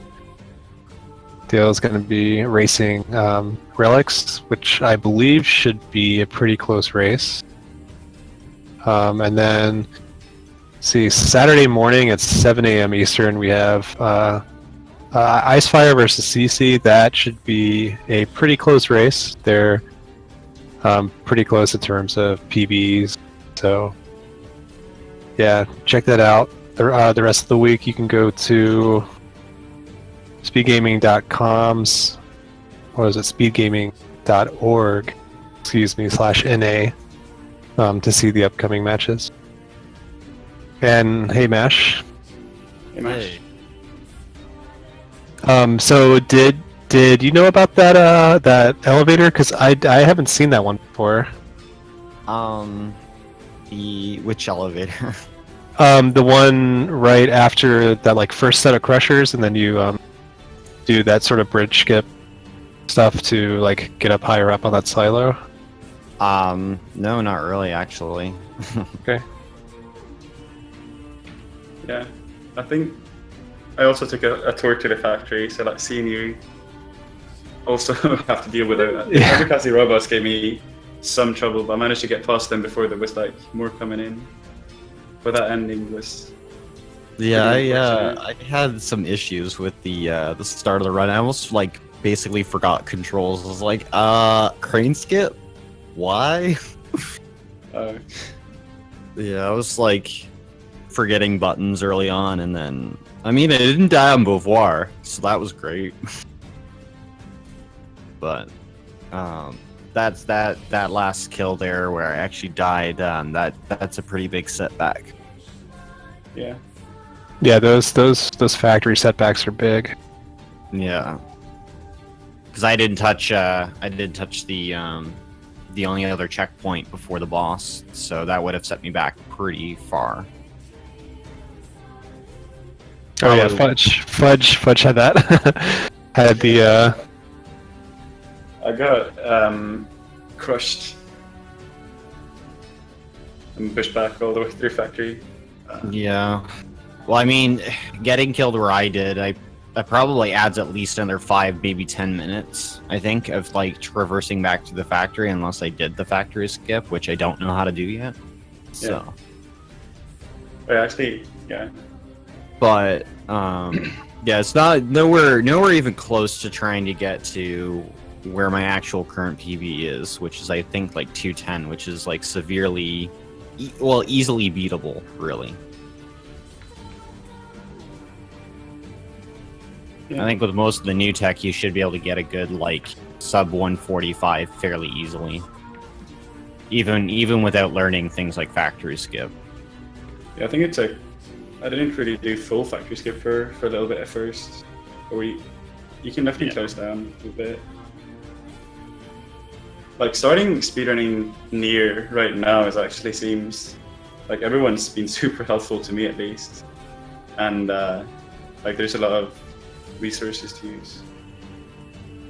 Well, to push one thing I do know, being from like early on, that the game is like, for a routing perspective, has changed greatly, like a huge amount over the last year, even so in the last several months, really, because of all the new stuff that's being found, even some tech that and skips and stuff that aren't really usable in the route, that we're still that I see a lot of you guys are still trying to figure out if there's still more stuff, right? So I think factory skip is fairly new as a big skip, and then there were several other ones that were found for speeding up the going to the desert for the machine surge quest as well.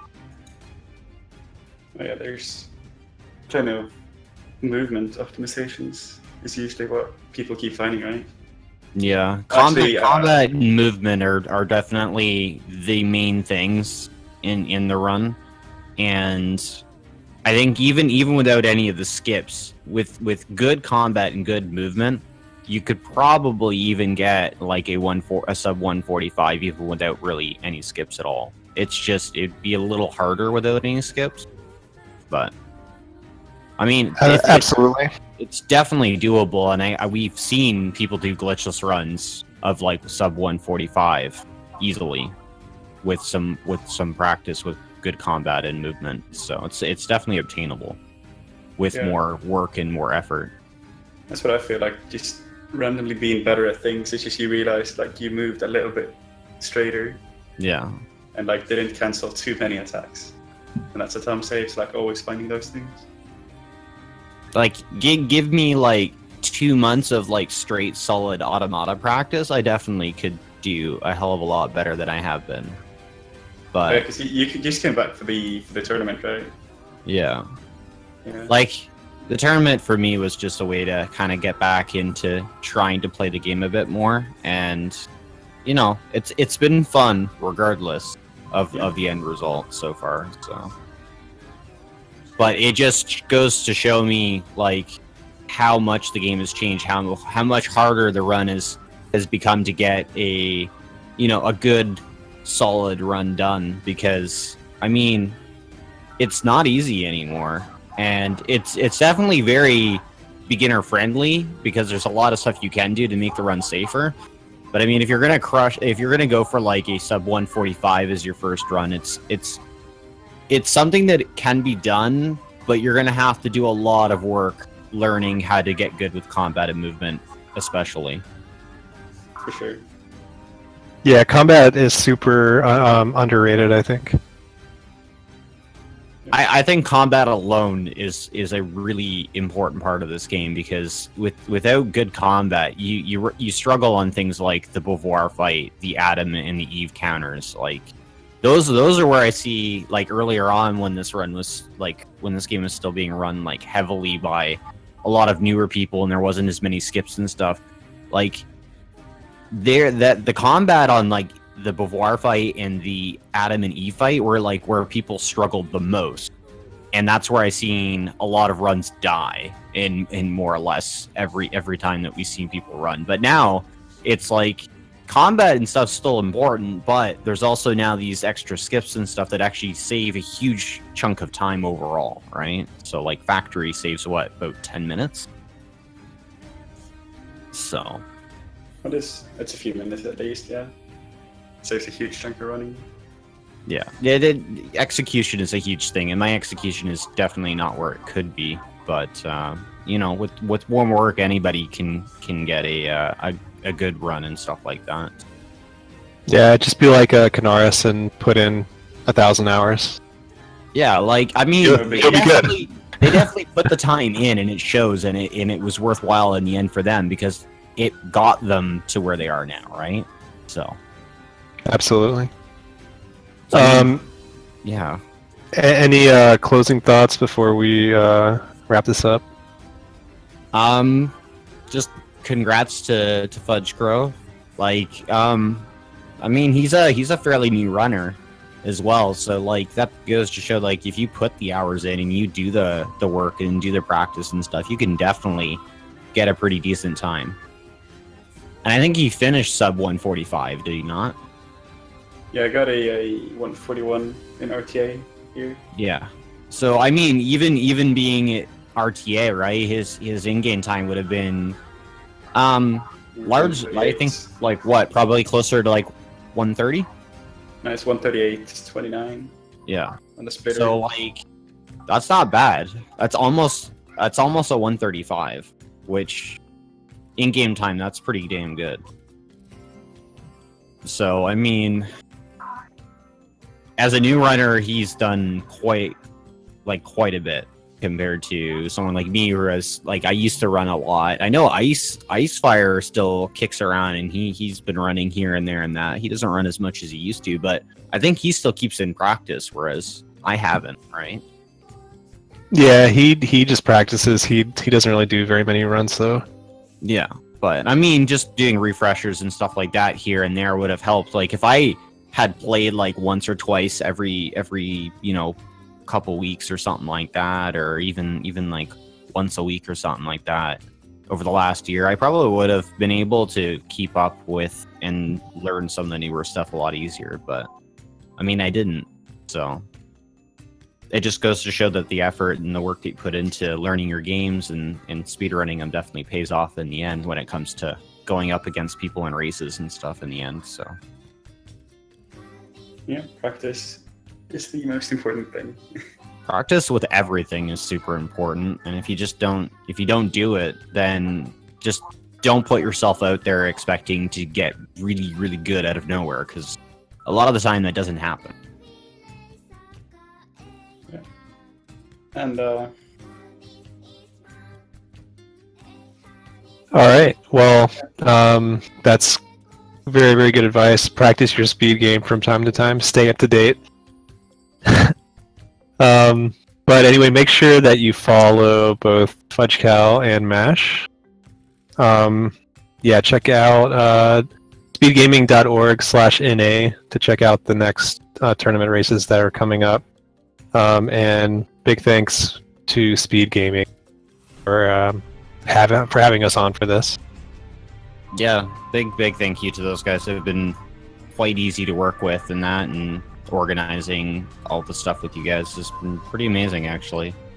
Yeah, it's a really good experience racing so far. So, But thank you for the race. Yeah, thanks for racing, guys. That's it for me. Goodbye. Yes. Goodbye. Thanks very much.